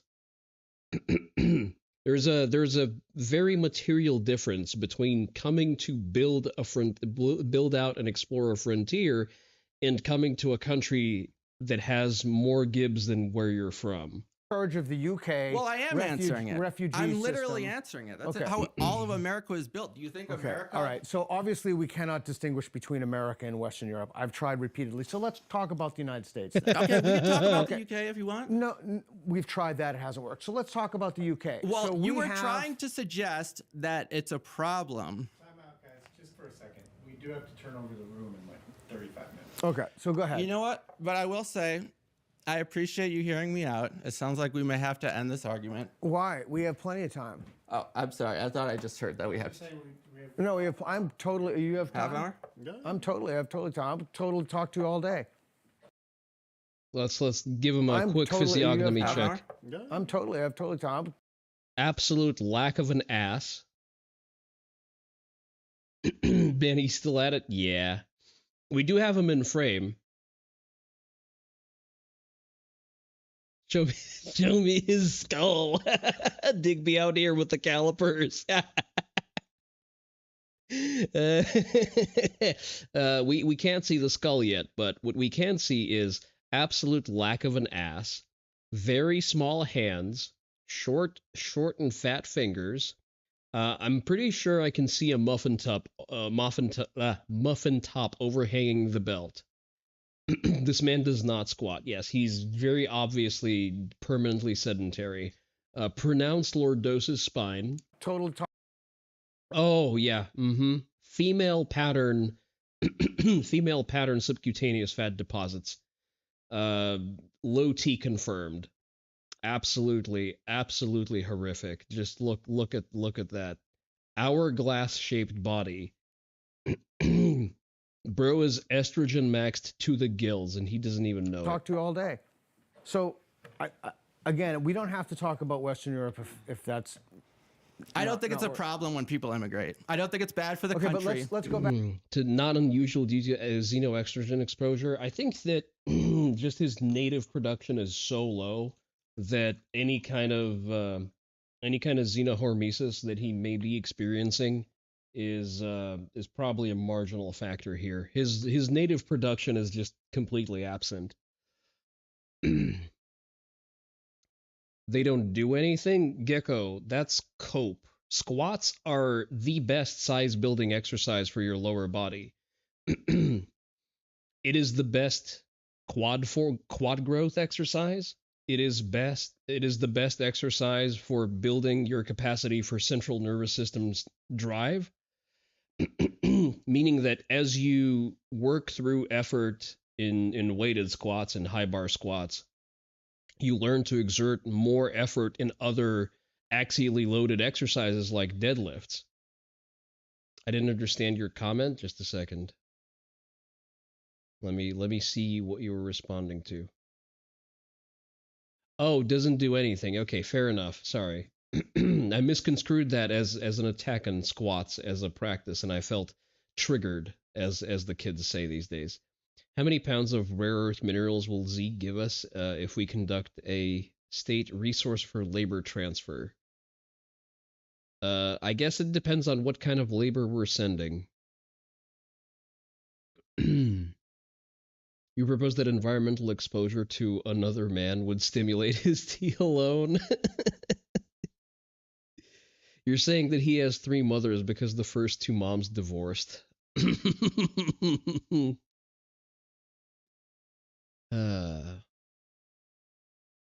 It's amazing for repairing lower back damage. Personal experience. Yep, there you go. What about leg lifts and knee to chest curls? The they them who's Reddit brained who just physically assessed? Oh.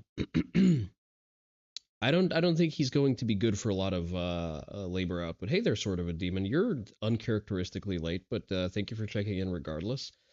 Leg lifts in what concept? In what context? If we're doing like hanging leg lifts, those are all great core exercises and nothing much else. Are those good exercises to do? Yes, for targeting your abs and nothing else. In conjunction with the programming that otherwise, targets the muscles that you need to grow, I would say it's a good supplement exercise. Definitely not stimulating enough to be a cornerstone of a larger workout. Considering China's male surplus, we might be able to dupe them into rare earths for female swaps. Send them the African and the Arab women. That's actually It's an interesting proposal. Given their attitudes towards blacks and deep browns, I'm not sure they would take that deal.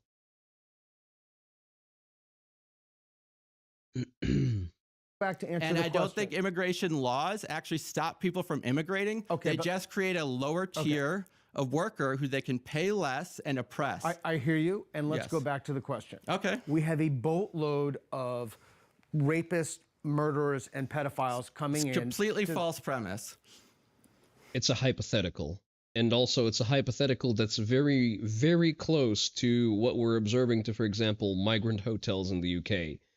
Where for some reason, whenever a migrant hotel pops up, it becomes extremely unsafe for women to go out at night.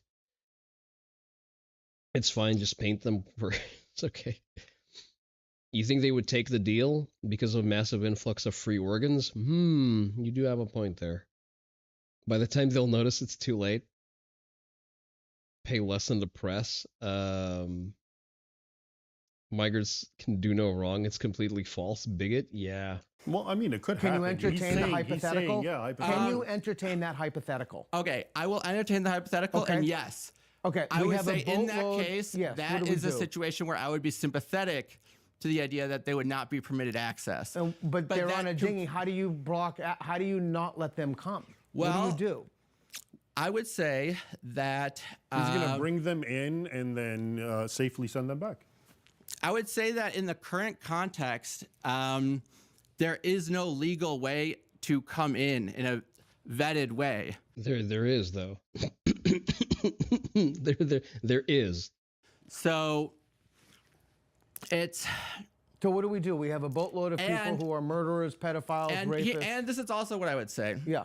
What do we do with those people? Undocumented immigrants are less likely to commit crimes. That's not true. It doesn't have anything to do with what you're discussing. Okay, this is a hypothetical. Okay. I'm asking you a simple question. You are the head. This entire exchange just reminds me of that 4chan post when I look at pictures of soy men asking them innocuous questions, waiting for hoping that at least one of them can produce a concise answer. But the physiognomy check is still right every time.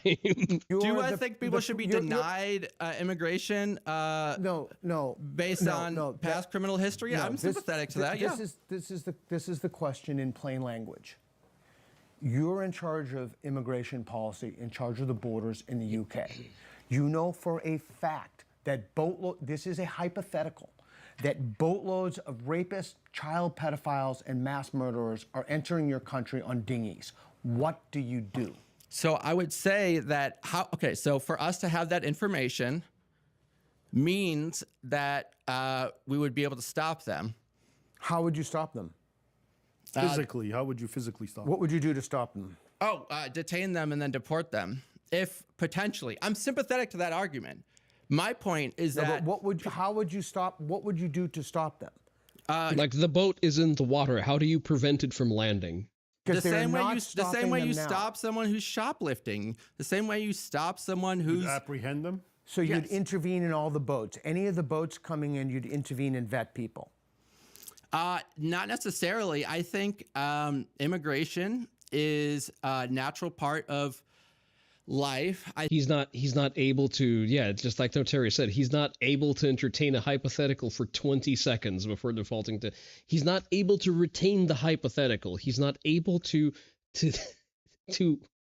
keep the stated conditions of the problem within his active attention span for more than 20 seconds. I think, for example, if they are, the criminals you describe, that we should have evidence against them that they did those crimes before we detain them and stop them.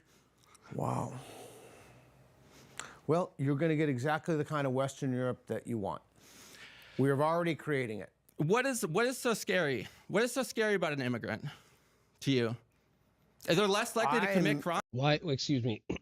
First of all, misnomer. It's not about something being scary. It's about detrimental effects that are downstream from an immigration policy that are actually palpable.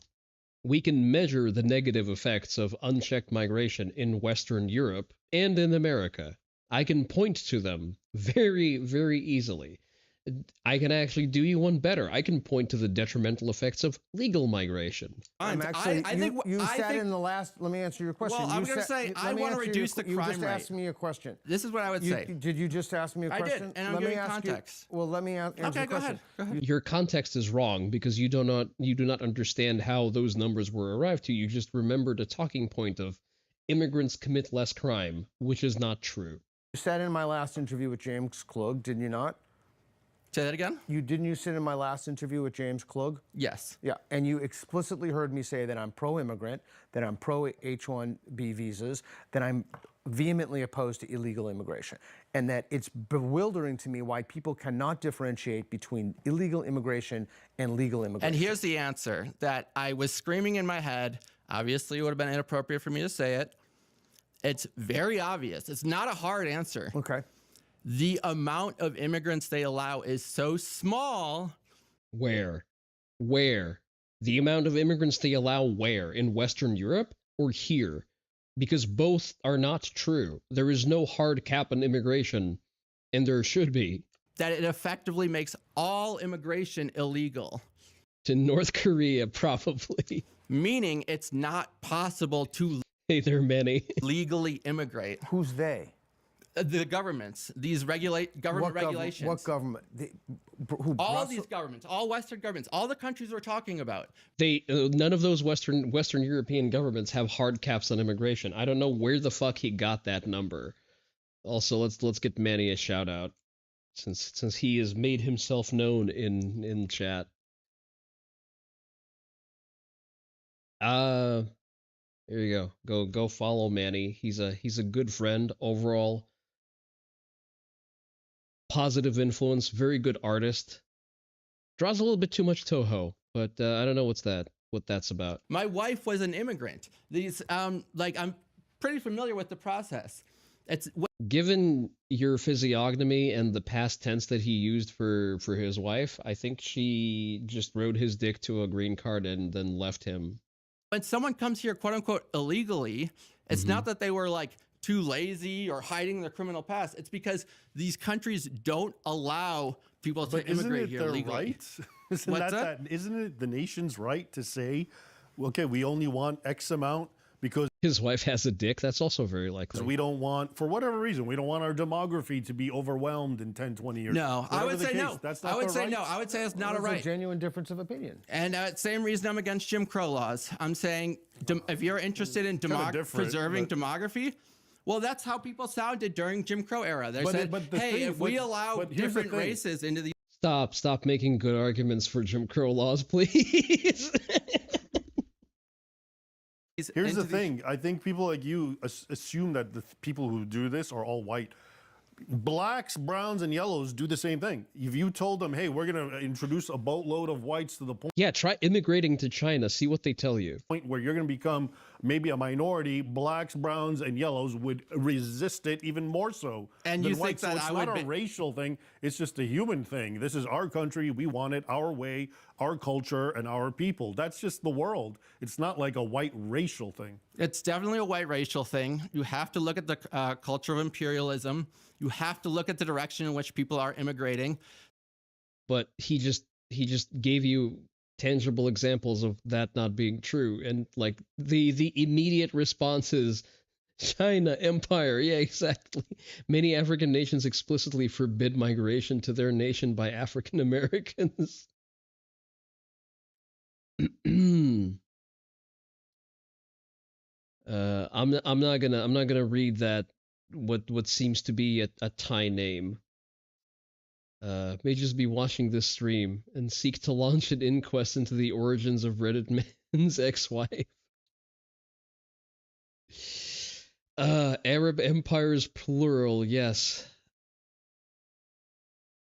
Mexicans in their capital city are complaining at the American migration. So That's why funny. is it that white people are not refugees to Iraq? Because nobody wants to go to Iraq. And Everyone why is wants to that? go to white countries because that's where all the goodies are. Oh, and what happened in Iraq? White people didn't want to. So if he's pointing to the GWAT, white people were also not moving to Iran. Hey there, friendly anarchist.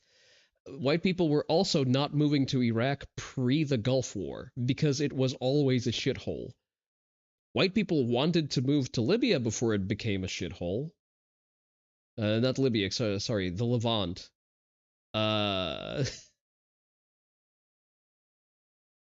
He might be complicit in terrorism given his suspect membership in Antifa. You're confident the Kingdom of Siam is a competent regional ally. That's an interesting angle here. People moved to Iraq after they let women vote. Iraq fell, by the way. Lebanon was not a shithole 60 years ago. Oh, so I was thinking of Lebanon. Okay. What was it? Iran, before the coalition of communists and Islamists took over from the Shah's regime, was also, a pretty friendly country where a lot of white people willingly would consider moving to. But then something happened to make it so bad and destabilize. But why don't that a million people why doesn't anyone there. want to go to Somalia and Kenya and Nigeria and Afghanistan and Pakistan, Uzbekistan and Libya? Is that all the U.S.? So did Britain or Europe have anything interesting historically going on in the last few hundred years in the continent of Africa? Oh yeah, it actually brought medicine, science, technology. Okay, so you think colonialism is good, and I think. Yeah, well, for one, India is still using infrastructure built by the British. They are, for some reason, incapable of replicating building roads and shit. Lebanon was the last Christian nation in the Middle East until the Civil War in the 70s, fought by a coalition of Islamists and communists, and is now a shithole? Yes. Such a fundamental difference of opinion. Africans say that. Africans say that we learned all that because before the colonial era, Africans were living basically almost like on a stone level. Well, I think that's a fundamental different of opinion. Have you read anything that goes contrary to your opinion? Have you read I've been listening to it for the last 2 hours while you sat there saying nobody ever can present an argument against me. I'm presenting them to you right now. I can use another beer. Have you read any arguments against your position? Of course. Okay, give me an example of something you've read. Like crime statistics broken down by per capita. I just listened to all your arguments. Okay, but have you read Bruce Gilley's The Case for Colonialism? That's the seminal piece that argues I think this is a weird. You feel bad for this guy. He's depressing to listen to. Argument tactic, because I could also be like, here's my book that proves my opinion. You should read this. Like, why haven't you read this? Like, what would you say about someone on the other side if he had never read anything who disagreed with him? Would you? Reminder to everyone, make sure to subscribe to the YouTube channel because the next episode of the Holy Tatami podcast with Razor of NVT has been edited and it's about to go live. And I think that one's a very solid episode. Definitely a lot of bangers hidden there. Did you say that he was ignorant? So you think I haven't read things I disagree with? I'm asking you. I mean, he's asked. Yeah, exactly. He's asked you a question. Give me a specific. I guess he's asking you that your positions, are they based on a deep reading or are they maybe more emotional and ephemeral based on social media? And if they're based on a deep reading, what have you read? I think that actually, while you guys were up here talking, I was fact checking you. Which, by the way, I would recommend getting a Jamie, from Joe Rogan's podcast. What did we say Jamie is a limp-wristed cuck who sits forever in the cuck chair of Joe Rogan, slowly radicalizing the entirety of the American population, and he tries to fact-check him in the background. Who was the guest where Jamie just violently crashed out on? Was it Tim Pool? I forget. Like, he was actually throwing, like, a violent shit fit the entire time. I think it was for Tim Pool. For example... But that doesn't answer the question. The question is, what have you... No, because it was implied that I'm emotional. You sound emotional. You are on the verge of tears. I can hear you sobbing. And I'm not fact-based. You got triggered. And I would say that the opposite is the case. I would say that I'm the one who's looking at facts. You are the one who is leaning on emotions such as bigotry and racism to form your opinions, and you are backing into what you want to be true against what is the reality. Okay, so let's answer the question, and then I'd like to come back and give you an opportunity to address the racism claim. Because Is this all, by the way, like going to be on, which is fine I by hope me. so. No, okay. Hope so. No. So you haven't read anything that was positive about colonialism? I would say that the entire. Of course, I have. Okay, give me an example. I would say that's of the thing. dominant ideology. Give me an example. What is colonial? Can you summarize the colonial era? Like, what was pros or cons or all cons? What was it? I would say that that's a big. Fact checking is a hard reach for this HRT subject. Yeah. It sounds like he just went to ChatGPT and have it confirm all of his biases without ever looking at the source material. Question. Or read it. Very likely read it. He was probably typing out, "There are chuds talking in front of me. What do I say? Please, Reddit, help. Give me talking points about why wholesome immigration good." And I don't think it's... A little bigotry and racism never hurt anybody. Also true. Well, as you know it, in a couple sentences. You know, I know you're not an expert. Sure, this feels like a little bit of a trap because you're asking me to define what is an extremely complex and big subject, but... No. You have stated an attitude towards something. And that attitude hinges on your opinions about said thing. It means that you should be, at the very least, you should be able to at least define the thing that you are against. But to put it basically, I would say that it is European powers at a certain point in history basically started carving up the world and extract. But sovereignty isn't real. Why can't they do that? Predator unable to accept accountability? Shocking. He got that Reddit gold. Fuck colonizers. Uploaded 6,700,000 socialist Discord kittens. Listen, my Discord is a good and balanced place. By the way, remember to vote for me as most racist VTuber. Raw resources. If we clear the standard, if I win most racist VTuber, I will give you. Where's that redeem I promised? If I win most racist VTuber, I shall grant you a new funny redeem. You are brown. I can smell it. So, go ahead and vote if you want that to be a redeem on stream. From around the world and engaging in genocide and slavery. And in fact, that was obviously the foundation of this country as well. Okay, let me ask you this. And what you just said is actually pretty mainstream. So, did any other civilizations do this? Absolutely. Okay. And so can you name one? Because you're familiar with what Europe Absolutely. did. Okay. I'm against Muslim imperialism and American imperialism. That's the difference between you and I. You, for example, are bigoted against gay people very clearly. Where did he get that? Is he just, where did he what the fuck? He told me that his wife has a dick. Kirsha didn't need to put you on the spot like that. Borders are only real in the mind, and if it's a bigot, chud, white, cis male Nazi, if it's a black man, it's reparations. If it's a Muslim or Asian, it's a sexual emergency. You clearly are bigoted against gay people. That's such a fantastic ass poll. I want to hear the train of thought there. I'm not bigoted. I just you know. And I'm just normal. He's bigoted. But at the same time, you seem to. No. Please, Peter. Please interrogate that line of thought. I want to hear him explain it. You seem to have a chip on your shoulder as if you are superior to the bigotry that also exists in Muslim countries. And I would say that I'm against both forms of bigotry. I'm actually against bigotry. I like where he's going with it, but I'm a little confused. I'm a little confused. Do you think I'm against gay people too? I don't know your opinions on it. I would say the way that you answered the question of when you specifically asked about holding hands, same-sex partners, kissing hands, kissing, and also same-sex partners specifically. Yes. Yes, I detected that was bigotry. You guys also He detected.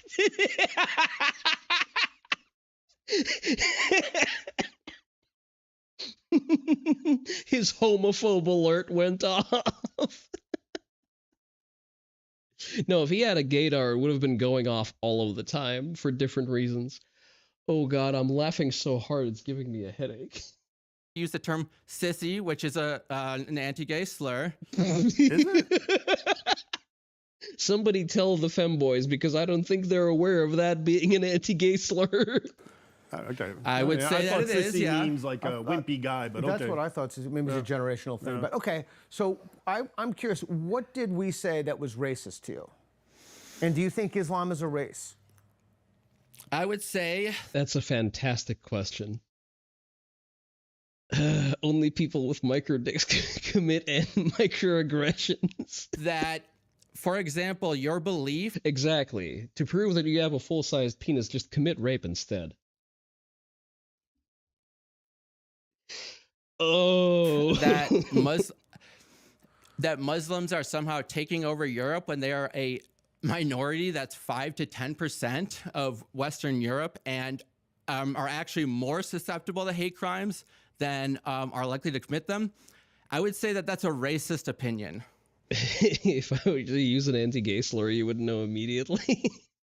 Because it's not supported by facts. You're using this word racist, which everyone knows has been weaponized. Well, I mean, what does that even mean? Well, hold on. I mean, it means judging people based on their ethnicity or their race or the color of their skin. This has been defined. This is defined in like the 1950s. But wait a second. Maybe, is Islam a race?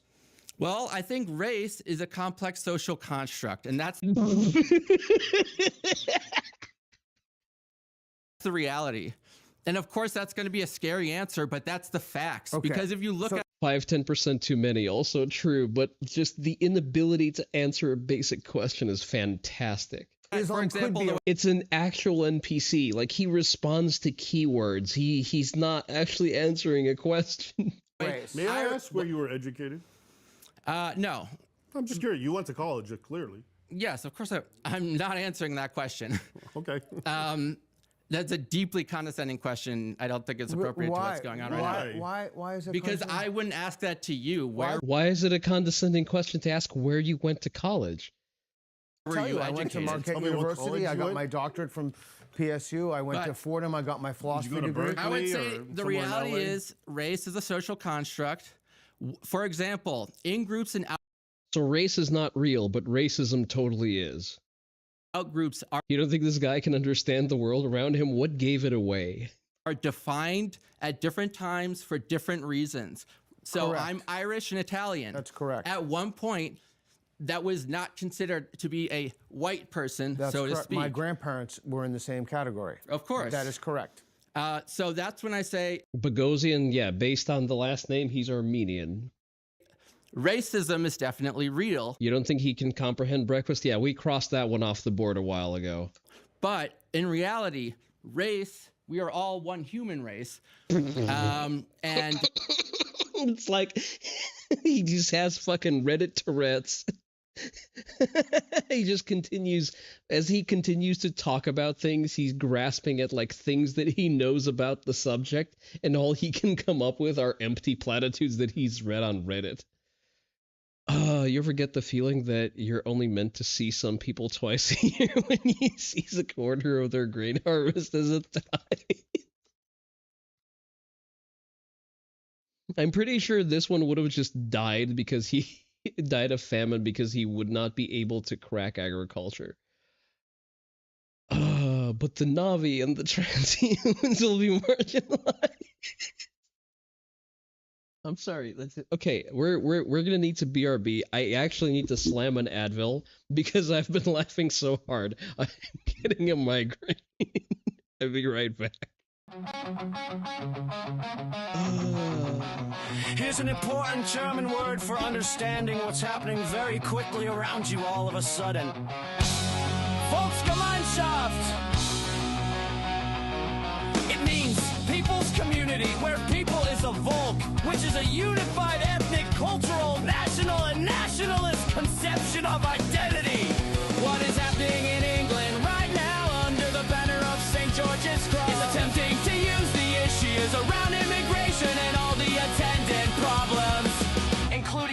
gangs, a liberating tolerance, anti-Brit legal situation at set in.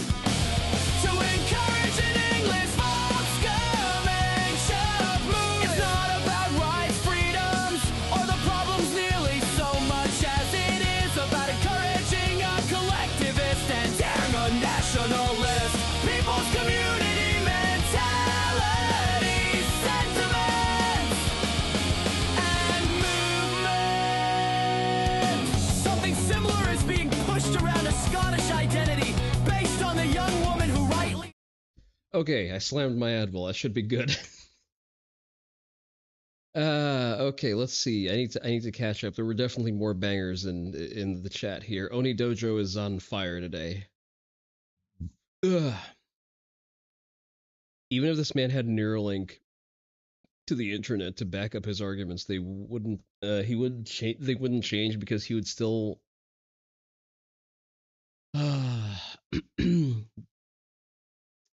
He would still be frantic Reddit emesis. I'm not sure. Yeah, but yeah, he would basically just. He has that right now. He had the chance to look up the facts that he's discussing, but he's going to be looking those up through sources that have an immense confirmation bias for him. So, like, it was over before it started.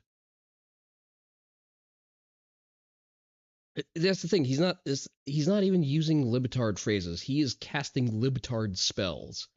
That's what he is doing. He's not stating opinions. He's not providing facts to try to convince someone of something. He is casting spells. Ugh. You need the full song? I'll look up whether or not I have the file saved somewhere. I'll post it in the Discord.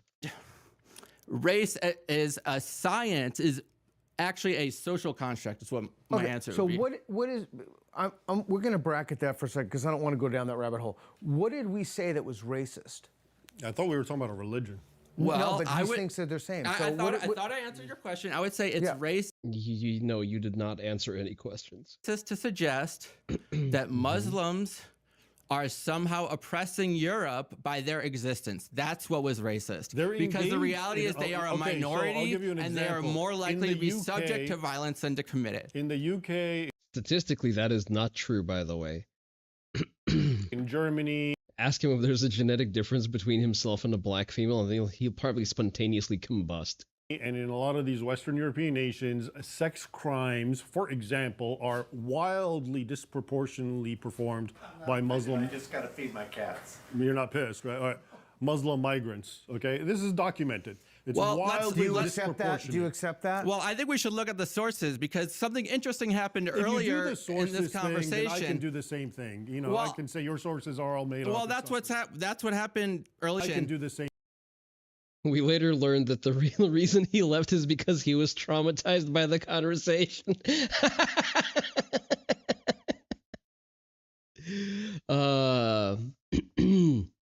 Like 80 to 90% of rapes in the UK are committed by non-whites. Shocking, I know.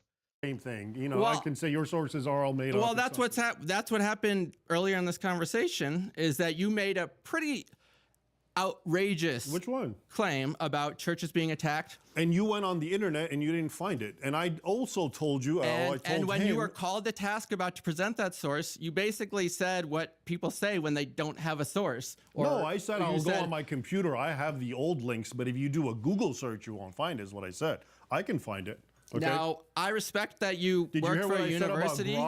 I don't think that stands up. I don't think that's how a reasonable person conducts things, to say like, oh, I have the evidence, but then I lost it because my computer lost it or whatever. I didn't say my computer. I said there's a difference between, yes, he doesn't have immediate access to the source data because he doesn't have it on hand, because this was not supposed to be a debate about the subject.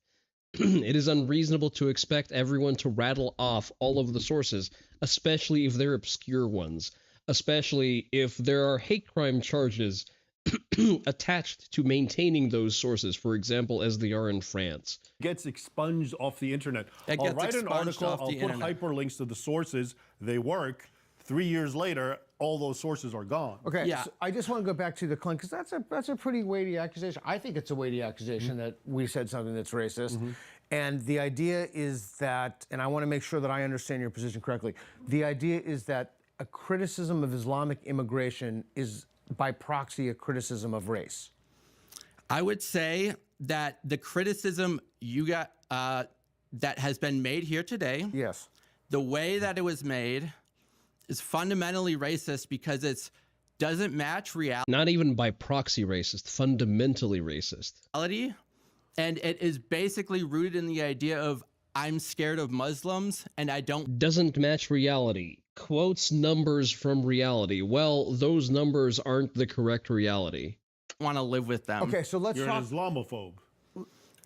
Yeah, racist. Well, he didn't yes, say that, well, but we are. Yeah, or we're you Islamophobe. are Yeah, in yeah, yeah. particular, you are.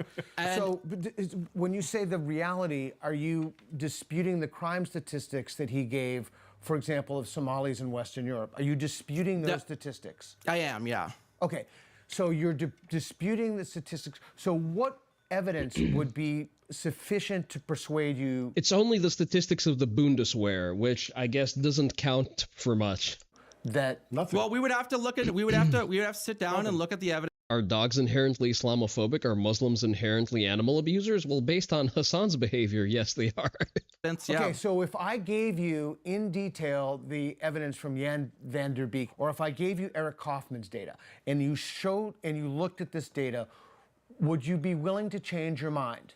Well, and then I think, first of all... Yes or no? It's yes or no. It's a hypothetical. Well, yes, I know you like to ask yes or no questions. Well, you asked me because that it question. doesn't allow me... Because you waffle and you don't know what the fuck you're talking about, so he's trying to corral you into, you know, at least agreeing on specific terminology. To unpack the implications... We don't have time. Within your Why don't you ask me the, me the question?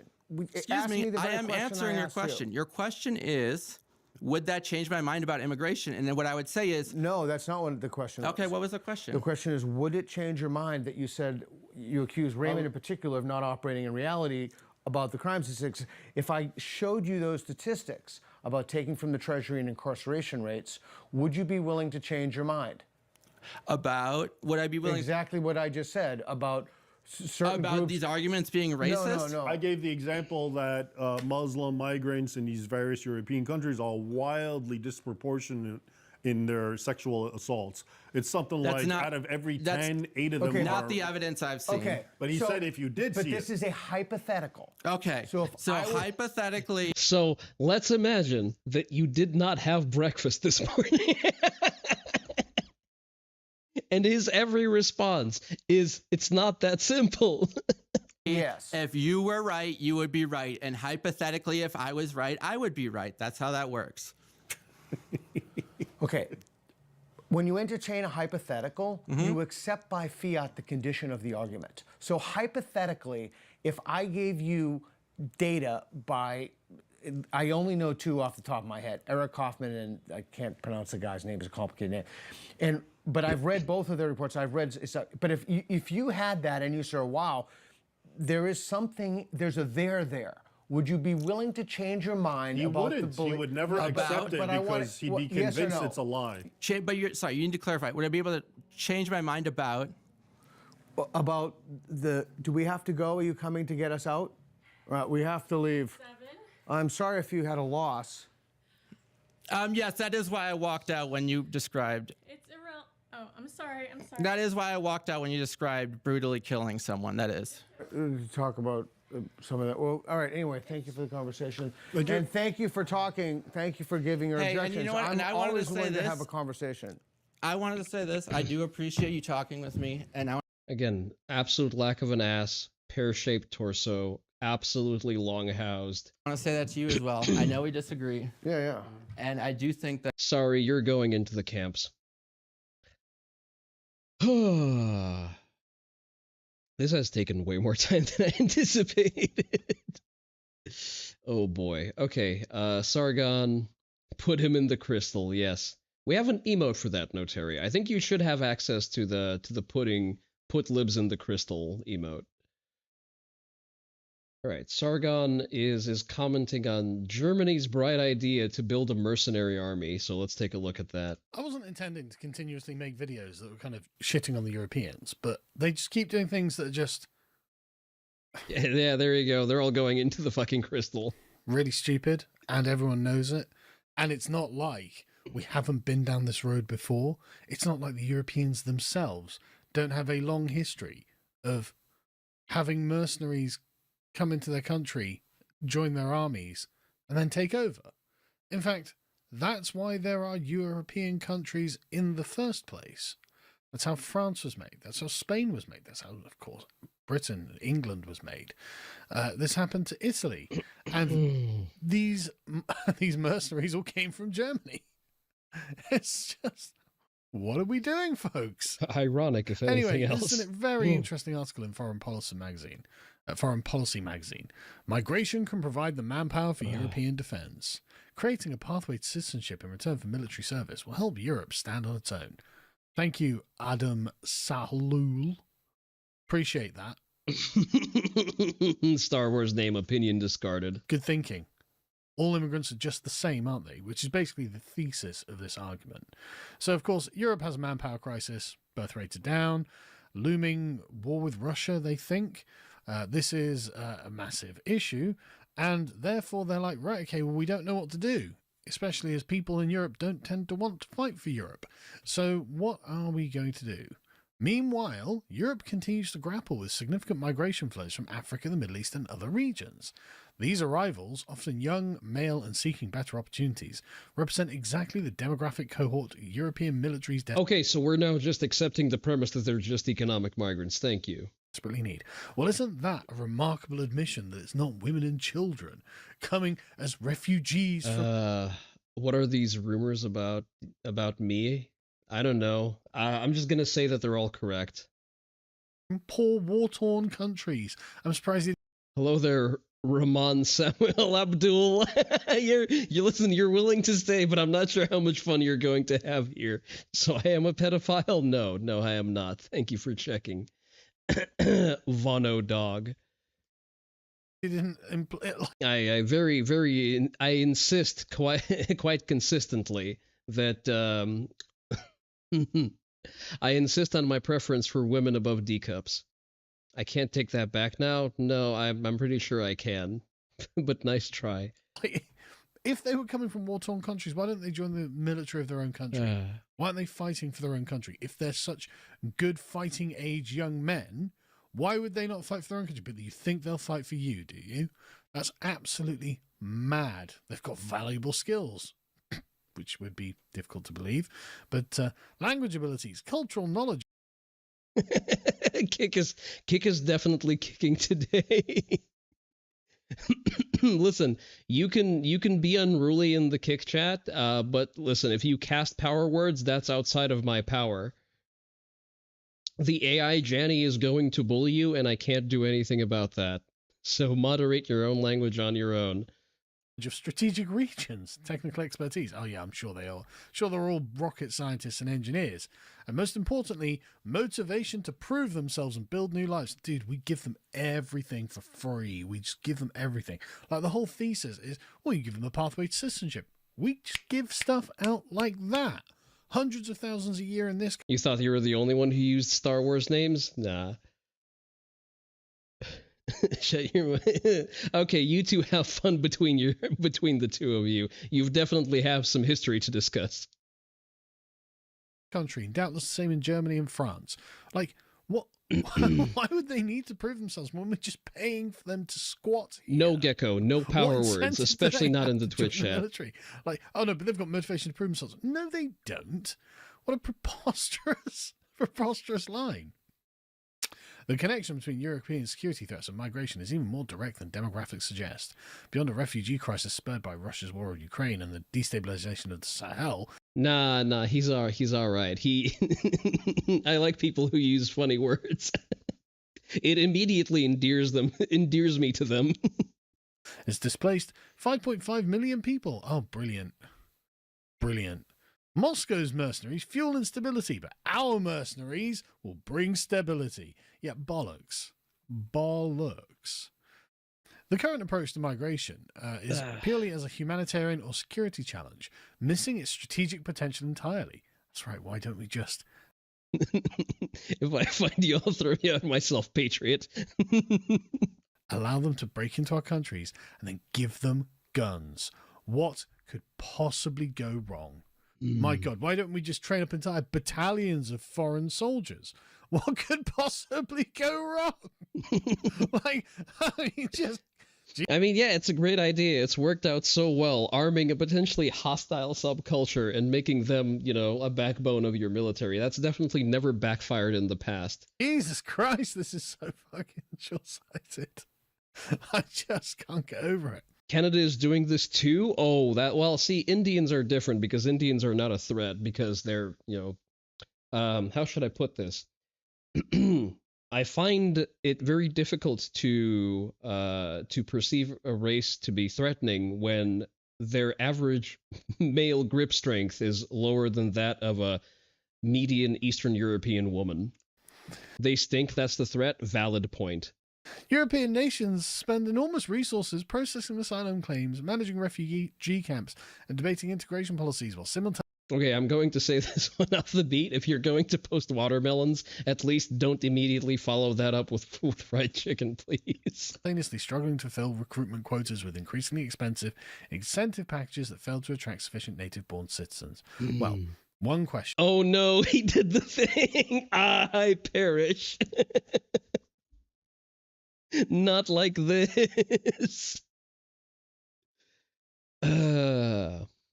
Bioweapons, vehicularized weapons, asymmetrical warfare. Why don't the native-born want to fight for their own countries? And second question, what makes you think you're going to control these people who have just shown you by breaking into your country they don't really respect your rules? Why would you think this is a safe bet? Because they don't think. Because... Oh, I forget where that comes from, but basically, European politicians operate on toddler morality. They think that they can, they think that the world is supposed to be run like a daycare, and that everyone is going to be, in principle, acceptive and receptive of toddler morality. It's not okay to hit other people, for example, or take or not share, without understanding that there is usually a larger context to those things in adult life. Indian bioweapons are just their clothes and street food. I mean, it seems to have a very effective area of effect, given that what is it 500,000 people in India die of diarrhea per year? According to a 2025 U.S. State Department report, China may, most definitely is, be incorporating artificial intelligence into its biological weapons program. That would be interesting to see. To what extent will be the direct use?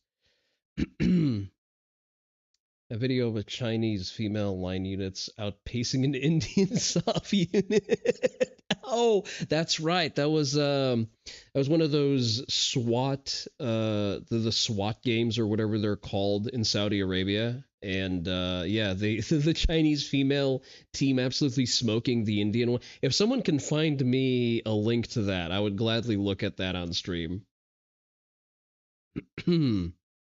Where all the protests from the leftist anti-AI crowds outside of all of the CCP-linked businesses and embassies? Well, see, that would require them receiving marching orders to do that, and they didn't. You post something in the Discord general? Let's see. What did you post in the Discord general? Zoran Mumdami. Okay.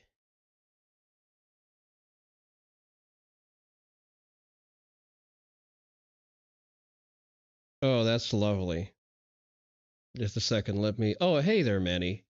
Let me quickly add some roles to you. We know that you're a certified merchant, so you get access to the Merchants Guild. And you get access to everything else because you're a model citizen. Let me quickly open these two up. Can someone please look up the video of the Chinese Special Forces all-female team smoking the Indian team? That would be very funny to look at.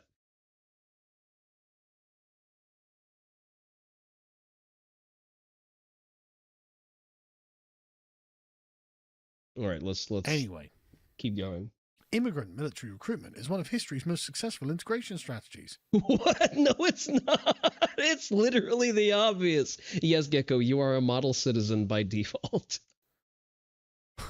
I mean, it's also one of history's worst integration strategies. Tsar, this is your last warning. If you don't help us fight the Marxists, I'm not going to do a Curry accent for the entire thing. We will stop exporting electronics and pharmaceuticals. We will not help Israel too. Oh, jeez. That has led to the collapse of. Got it. Post it. You should have link posting permissions. Nations that no longer exist, right? Like, it's a very risky thing, and he uses the example of America. Right. Okay. Just a second. तो India के elite NSG को China के female special team ने हरा दिया है UA के sword challenge में और इससे पाकिस्तान काफी I really don't want to listen to whatever that is. Okay, let's start over. Is there that's just a short, but I want the full video. Okay, obstacle course. So far so good. The Indians so far seem to have them beat. Okay, prone shooting. Okay. That's not the whole video, Notary. That's we can't. I want to see the embarrassment in high detail.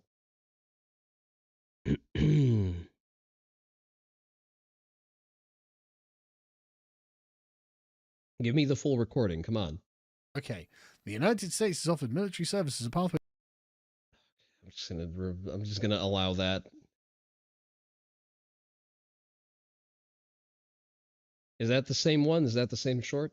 That is the same short. Let me quickly catch up with chat. Reminds you of the dumb Indian Army ad where they held lasers to their rifles with no knot. Oh, I remember that one. Yeah. Citizenship since its civil war. Yes, when it literally only allowed in white Europeans of good standing. Like, if you're going to have millions of Europeans come to your country, giving them military service is actually not a terrible idea because they're European in descent. They have come for the promise of America, as in to become an American and be able to work hard under a Protestant regime. But that's not why these people are coming to Europe. These are not the same kinds of people. They don't. Yeah, exactly. It's kind of it's counterproductive to induct an invasive force into your military to then further train and arm them as they replace your population and your military. Have the same shared cultural background. They don't respect us. So this is just kind of mad. It's like, yeah, but I mean, we just still do it in the US today. 131,000 service members in 20 years. Okay, it's actually a lot smaller than you think, right? And also, you actually need to have proper legal status to sign up in the first place. So it's not like we allow just, fence hoppers to sign up to the National Guard and get their citizenship that way. It's only a few thousand a year, really. But anyway, these immigrant soldiers have contributed brilliantly, blah, blah, blah, blah, blah, right? Okay, but again, it's not the same thing. Service members of immigrant backgrounds bring critical capabilities, language skills, cultural understanding, technical expertise. Yeah, you've mentioned that. You've mentioned that. The model works because it aligns incentives perfectly.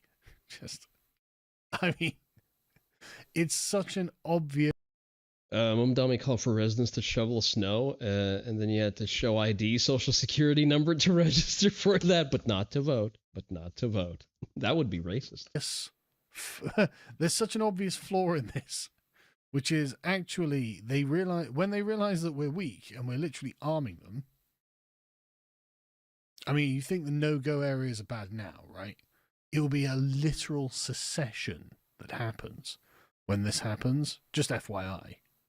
But anyway, some European nations already recognize this opportunity, though, on a limited scale. Belgium and Ireland accept EU citizens into their armed forces, right? So they take fellow Europeans into their armed forces. Spain recruits from countries that were once part of the Spanish Empire, right? People who are mestizo, as in half Spanish. The French Foreign Legion attracts volunteers for nearly 2 centuries, proving non-citizens. Yes. The Elite Special Operations Penal Unit. Citizens can serve with distinction and loyalty. Yeah, and how hard is it to get into the French Foreign Legion? We retain troops from the Commonwealth, yes. Previously aligned troops. But anyway, to solve its manpower problem, Europe... Man, we lost a lot of guns. Some random Euro armor in 2 years. Yeah. Soon after, there's going to be how do we call those? An isolated incident with no clear motive happening in a Christmas market. Europe should implement a bold but carefully structured program. First, create a service to citizenship pathway by offering asylum seekers and qualified migrants expedited permanent residency and eventual citizenship. You give less time, also in exchange true. for military service. This can be modelled on US provisions. Second, establish rigorous vetting. Well, that's another nice reveal, isn't it? They're not rigorously vetted. Like how all of the ammo and weapons and vehicles that were left behind in Afghanistan. Yeah. Again, Hamblin's razor. Like this is more easily explained by the incompetence of Sleepy Joe and his cabinet than anything else. And it does give me a talking point of if we can just give Afghanis select fire Mark 18s, I should also have one. At the moment, you have no idea who the fuck they are. They could be literally anyone. China could be sending spies. Anyone could be sending spies. Third, start with non-sensitive roles and make sure they're not doing anything particularly important and let them go and work their way up. And fourth, require meaningful integration. Right, so they're not like us. China is day 4 and the only recording you have from India is day 1. Am I thinking the Chilean female team from last year? No, I'm pretty sure that I heard about the Chinese one. Unless Focus Trip was just reacting to the current thing, because I saw him react to the same video. French Foreign Legion forced integration is mandatory. It's generally only open to other Euros, Anglos, and former colonials. Yes. They also very specifically prohibit you from speaking any language other than French. You adopt a French name. And you live under that name for the next 30 years until you are honorably discharged, and then you are allowed to reclaim your own identity or live under a new one with a French passport. Also. And they're completely different. And actually, we're going to have to do a lot of work to make them like us. Right. Not sure this is a great idea. Right? I think, actually, history has demonstrated to us this doesn't necessarily work, and in those rare cases where it has worked, it's only worked under a very specific set of conditions. I mean, I'm not the first to point out, well, hang on a second, boys. Like, if you bring in ethnically distinct foreign mercenaries and rely upon them, I mean, going back as far as, I mean, like, in theory, in the military theory, you can just go back to Machiavelli 500 years ago. It was like, yeah, mercenaries are the worst of all troops because they're not incentivized to actually take risks and suffer the fire for the country. They're only incentivized to take the money, and that's what they'll do, and they'll do the bare minimum. But anyway, as Roman Helmet Guy points out, yeah, it didn't work with the Romans with the Goths, or the Brits with the Saxons, or the Abbasids with the Turks, or the Ubayyads with the Mamluks, or the Southern Italians with the Normans, or the Polish with the Teutonic Knights. But it might work for us. It's such a banger response. And it really does make the DEI, diversity is our strength slogan, stand out, doesn't it? Yeah, I mean, it is when it is, and it's not when it's not. It really is a large example of why you never let women into seats of power. That's pretty much it. That's the main takeaway here. And I can't help but think, bringing a bunch of third world chances over, giving them loads of money, and then giving them guns is actually not the same as giving... Illegal immigrant Antifa are the Democrat Party's foreign legion. Like, impoverished European immigrants who want to migrate to America to become Americans. It's not the same thing, I think. And he gives examples where it works and where it doesn't work.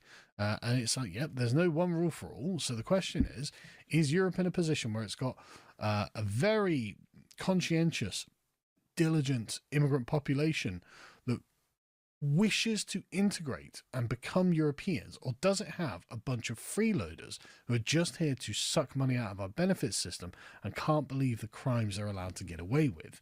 Well, you know, you're going to have to make that judgment for yourself, folks. This is something that's been thought about by the Germans, by the way. Merz has said, well, they can't actually build an army in Germany, a proper one, because the majority of the army will consist of Muslims, you know, the ones running around flying their own national flags while living in Germany, and they have done for like 3 or 4 generations now, Turks. You know, they're still highly nationalistic, weirdly enough, and the Germans aren't having children while Muslims are, and they don't want to give weapons to hundreds of thousands of young Muslim men. Well, why ever not? Why ever not? Because I tell you, people got to remember, as bad as things seem here, they are actually worse with these communities on the continent and in places like Sweden. Like, it's actually kind of mad how much more radical and just separated these communities seem to be.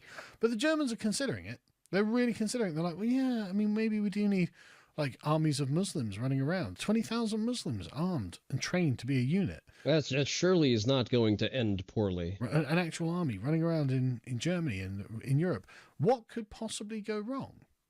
Why would this be? I mean, if Germany does this, using the Schengen zone, what stops these people from just travelling to wherever the fuck they like and starting an insurrection in Belgium or whatever?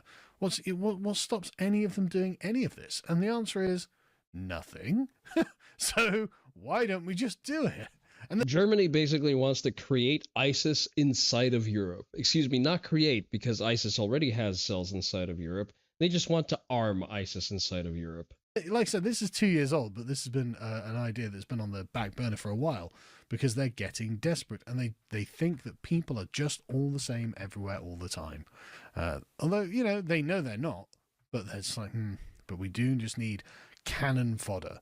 And it's like, okay, well, I guess we'll find out what's going on. Well, it turns out that people fight for their countries, as Gallup here have discovered, when those people feel they actually have a country that serves them. Right? Look at the Middle East. 73% of people would. And that's because they feel the countries are operating in their own best interests. 41% of Americans, pretty slim. The old quote, tyrants prefer foreigners, yes. And 58% of Latin Americans, 76% of Indians, 77% of West Asians, about a third of Europeans, 33% in the UK, 29% in West European Union, 39% in the East European Union, and overall 32% in Europe. Or in the EU Europe. That's not good. They know that people don't really want to fight for this. And actually, YouGov did similar polling, which came to similar results. And this was one of the responses a person gave why they wouldn't. I'm not patriotic and won't risk my life for this country. It's almost as if demoralizing several generations of your population and inherently telling them that being patriotic is bad is having some deleterious downstream effects. Not willing to go for war for this country. I don't feel a sense of patriotism or pride to live here. I don't owe my life to my country. The UK, it's not just one person, by the way, these are lots of people. The UK has seen people like myself as a danger to society. I have no nationalistic pride to protect my country. If my country treated me as an equal, not as a minority, I would be willing to serve. Because our borders are already allowing in thousands of men from countries who hate us anyway, we've already lost before we begin. Oof. I'm pretty sure the person who gave that answer got a non-crime hate incident. I wouldn't fight for a country that hates its native people. They don't care about natives. They insult the natives, they put the natives on the scrap heap, and then want to use it as cannon fodder for their borderless economic zone. I can't call it a country anymore. Well, forget it. Well, yeah, I mean, these are all perfectly salient and valid reasons as to why someone wouldn't fight for the economic zone of the European Union. And when 2/3 of people are just like, yeah, I don't feel like it, really. I mean, 50% in Britain, 52% in the West EU, so France and Netherlands and Germany. Like, just not more than half the population. I'm not fighting for this. And barely a third are like, yeah, I probably would. You've got to ask yourself, what's gone wrong? Why is it you're operating a system that the natives don't want to defend, aren't prepared to stand up for and defend? It's not as comedic as the Chilean team from last year. The Indian team placed 62nd with 4 minutes of penalties. Take a look.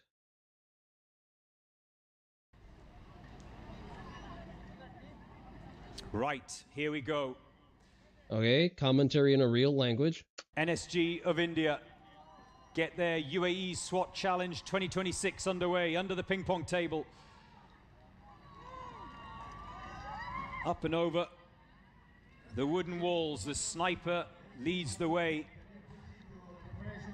He has to retrieve his weapon. Every single Chinese team placed in the top 35. From the back of that. I assume the female teams are not being directly ranked against the male teams, so we would need to look at their total par times. Black SUV. Get that magazine in, which he's done, and get the round chambered. And his first shot is the signal for his colleagues to get going. There we have it. They are? Okay. Well, he's getting target hits. 2 shots in the prone position, lying down. 1 kneeling, 1 standing for the sniper. something. Adult upper body strength. Sabotage environmental and equipment, weapons and ammunition. It was Pakistan. And they're into the submachine gun pen, so the door is breached. Wait, I heard way more The shots. final shot for the sniper. Now, It sounded. Did the sniper whiff any shots? Just let's. 2 shots in the prone position, lying down. 1 kneeling, 1 standing for the sniper.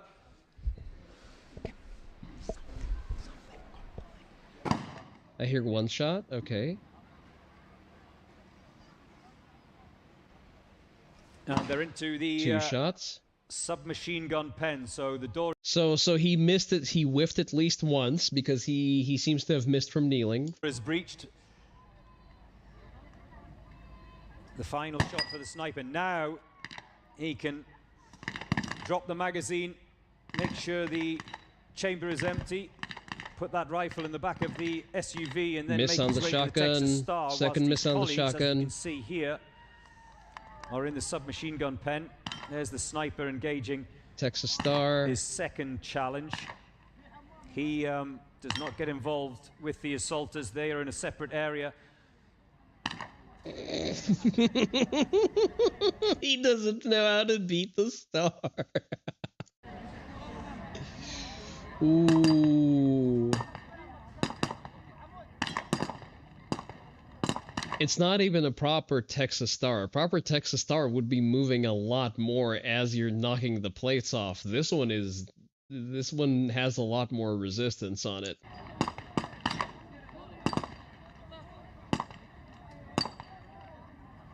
Can we find footage of PewView just clearing a Texas Star, preferably blindfolded? This looks good. There's the sniper dragging the first of those deadweight dummies back towards the finish line. We've just crossed the 2-minute mark. Is that day 4 with the Chinese team? Okay, that's the Chinese team. Okay, we're gonna take a look at that later. NSG of India. Fireman's carry apparently outside of the capabilities of the Indians. They've got good support here this afternoon. His colleagues will drag the second one. He's going to get a little bit of help. Are they supposed to? Did he not have the strength to carry him? As the clock is stopped in. Okay, 2:31. Tiaozan Dui Wu, Zhongguo Dui. Auto dubbed. Can we not? First time to the competition this year of the Chinese police ladies team. The time to beat is the Tomarus Okay, so this is AI translation of Indonesian. Good enough. team of Kazakhstan. 2 minutes 3 seconds. Cool down. No need to be rushed. Already doing better on the obstacle course. Don't use misstack. Smooth is fast is what we always hear, isn't it?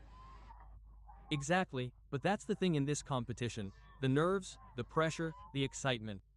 I know. Struggling with the SUV door a little She just had bit? a few problems opening that tailgate. It's okay. It's not just her doing this. Magazine in, okay. That door every year creates a little problem. Mm-hmm. Okay, Good first shot that's on a good target. shot. The assault team can now breach the door and they do it first.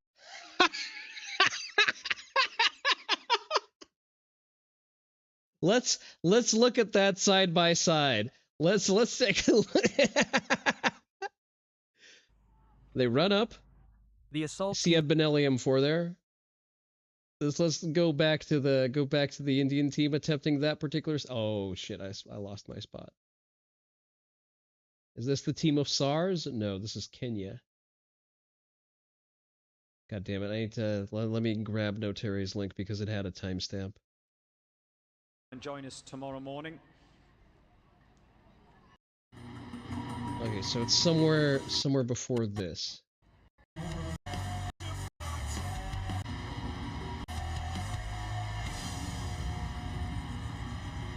One.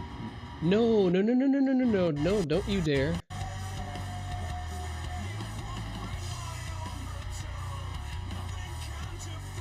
I am 100% getting PP slapped for that music. All right, that's the sniper. No, that's not the video that we just saw.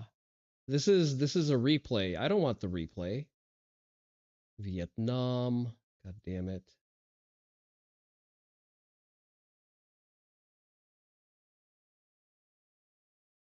I'm not misremembering. It took them like a full 4 to 5 hits to break the door down, and the Chinese female team is just Assault like team can now breach bonk. the door and they do it first time. We've seen a lot of teams struggle today. Okay, let's breathe. Snipers on the standing shot. Okay. Compressed support stance. Okay, good, and final target is down. Shotgunner cleans out the entire rack almost instantaneously. For the sniper so he can head to the Texas. Shotguns are good. Shotguns are very good. Okay, this SMG is good too. Remember. Your swing, sir? Okay, let's see. There it is. Okay, let's compare. 1, 2, 3, 4. Texas Star. My time guide is always if they can get in that piston pen around the minute mark. You know it's going to be a good time. No. Okay. Absolutely longhouse. Okay, great. Texas Star. Sir, this is not Chinese female team, it's male team, they're femboy. She 5-round the Texas Star. Again, it's a star that's obviously slowed down, like the normal ones will spin faster. Do not redeem the card! Absolutely redeemed. Oh, Star is done. Boy. This is going to be good. Remember 2 minutes 3 seconds 4 is the time to beat for the ladies. I think we have a chance. Handgun range, okay. Okay, slow down. It's not easy for girls. Kilos these ladies have to carry with that deadweight dummy. It's the standard dummy, though. They don't get a lighter dummy. We've just crossed the 1.5 minute mark.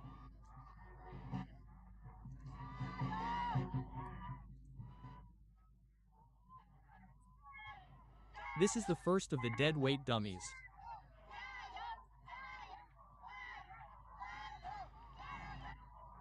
Okay, bailed on one. Okay. Her colleagues are going to bring the second of the dead weight dummies. Can they do it in 2 minutes and seconds? They can't. They're just going to miss out. Okay, 2.08. What was the Indians' time?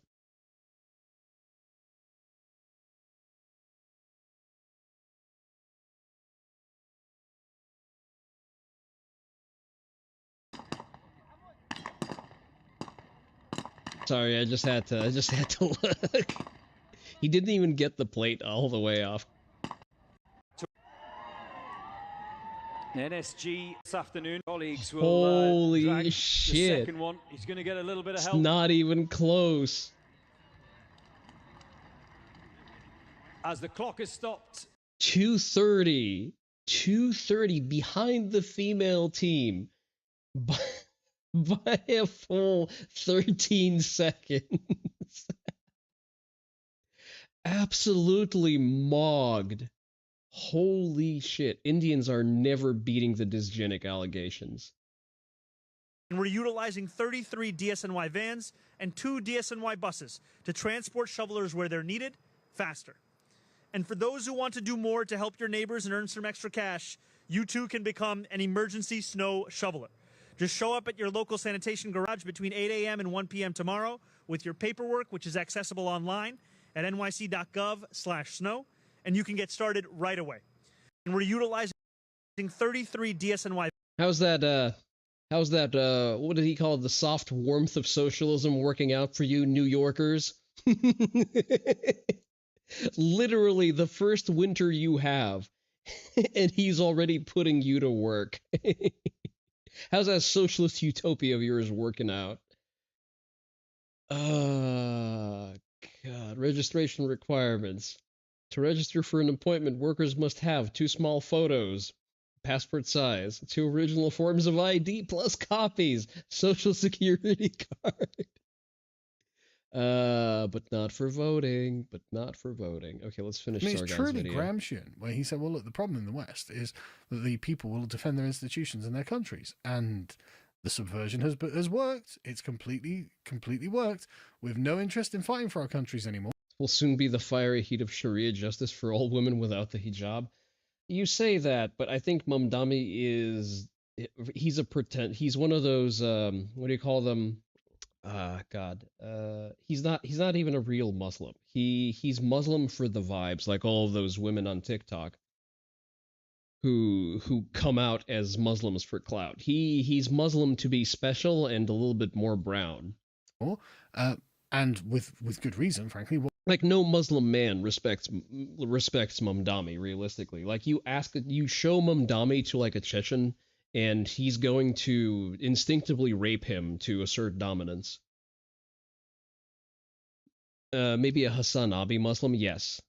But his supporters, the majority of migrants flocking there. That is also true. What would be the point?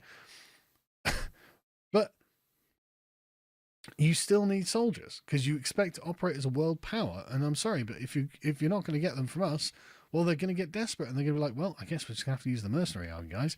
Well, that's going to work out brilliantly, isn't it? And the thing is, I'm not even sure they will get the mercenary army. Now, I couldn't find polling on minorities and whether they'd fight for their host countries, but I do find lots of commentary, I actually do recall seeing that polling somewhere, but won't be able to find it offhand. of opinion, lots of Reddit posts, lots of videos of people going, I'm not fighting for this country, it's not my country. Do you want to fight for this? The black community certainly. Imagine dropping that tiny man into a Middle East war zone. It doesn't even have to be a war zone. Imagine dropping that tiny man, who, by the way, can't bench press 135, into just anywhere in the Middle East. He's going to end up as someone's boy wife by the end of the week just to survive. They shouldn't, because the Black Britons must reject calls to fight for a system that's never fought for them. Dude, the reason you're not a fucking slave is because Britain fought for you. But don't worry, right? This is their opinion. Listen, if we were to send Mamdani to Afghanistan, he would absolutely end up as a dancing boy and in a local warlord's harem. Do not expect any different.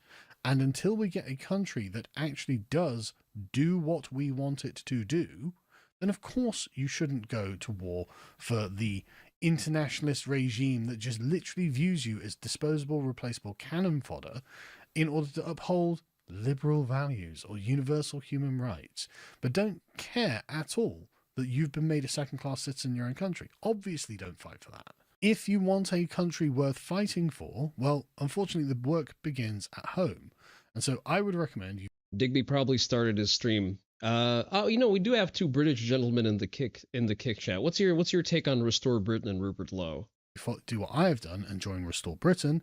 If you're in Britain, if you're in France or Germany or wherever, join your local patriotic party there and sign up and actually be a part of the political change until the country acts as we need it to act for us.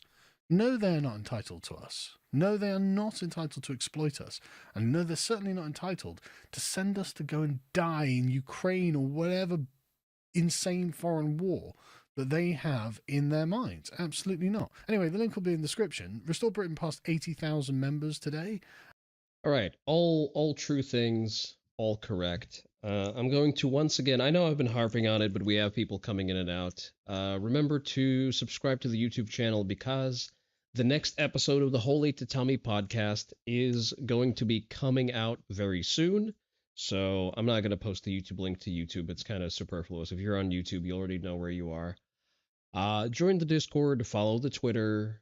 The Discord is particularly spicy, especially recently. This is also a reminder to buy the merch. Buy the merch. I've been also offered an Arknight collaboration. If we have at least 5 people with confirmed interest, I will join the campaign and we will play some Arknight on stream. And if we do that, and if we hit our recruitment goal for Arknight, then I will commit to doing a big gun bench stream. So these are my conditions. No, they are not negotiable. Buy the patch. It's the best patch ever, the greatest patch ever designed until I design another patch. We're going to look for a target to raid out because I am a tiny bit tired, just a teeny tiny bit, because I've been up late editing the VOD. Ritsusi. You know what? Sklimbo is doing something funny. VTuber group debut. Let me quickly check this out. Oh, there's also an ad there too. I kind of want to, you know what? We did mostly political content today, so I think it's more appropriate to raid Kersha. Oh no, she's looking at anal violence. Absolutely fantastic. We're raiding into Kersha. All right. If we're going off of hard politics, I think it's more appropriate to raid into people who also do hard politics. I think it's more courteous that way. What in the whatever the hell you are? Kersha. Okay. We're raiding into the Korsha. Raid is starting. So yeah, join the socials. Follow me on the appropriate channels. Look out for shoutouts. Look for me announcing when the podcast goes live. Buy the merch. Live free. Be dangerous. Stay safe. This has been Kuro Onii-san reminding you to stay hydrated. Bye-bye. Oh shit, you have to change your approach. Away, and my main goal is to convince people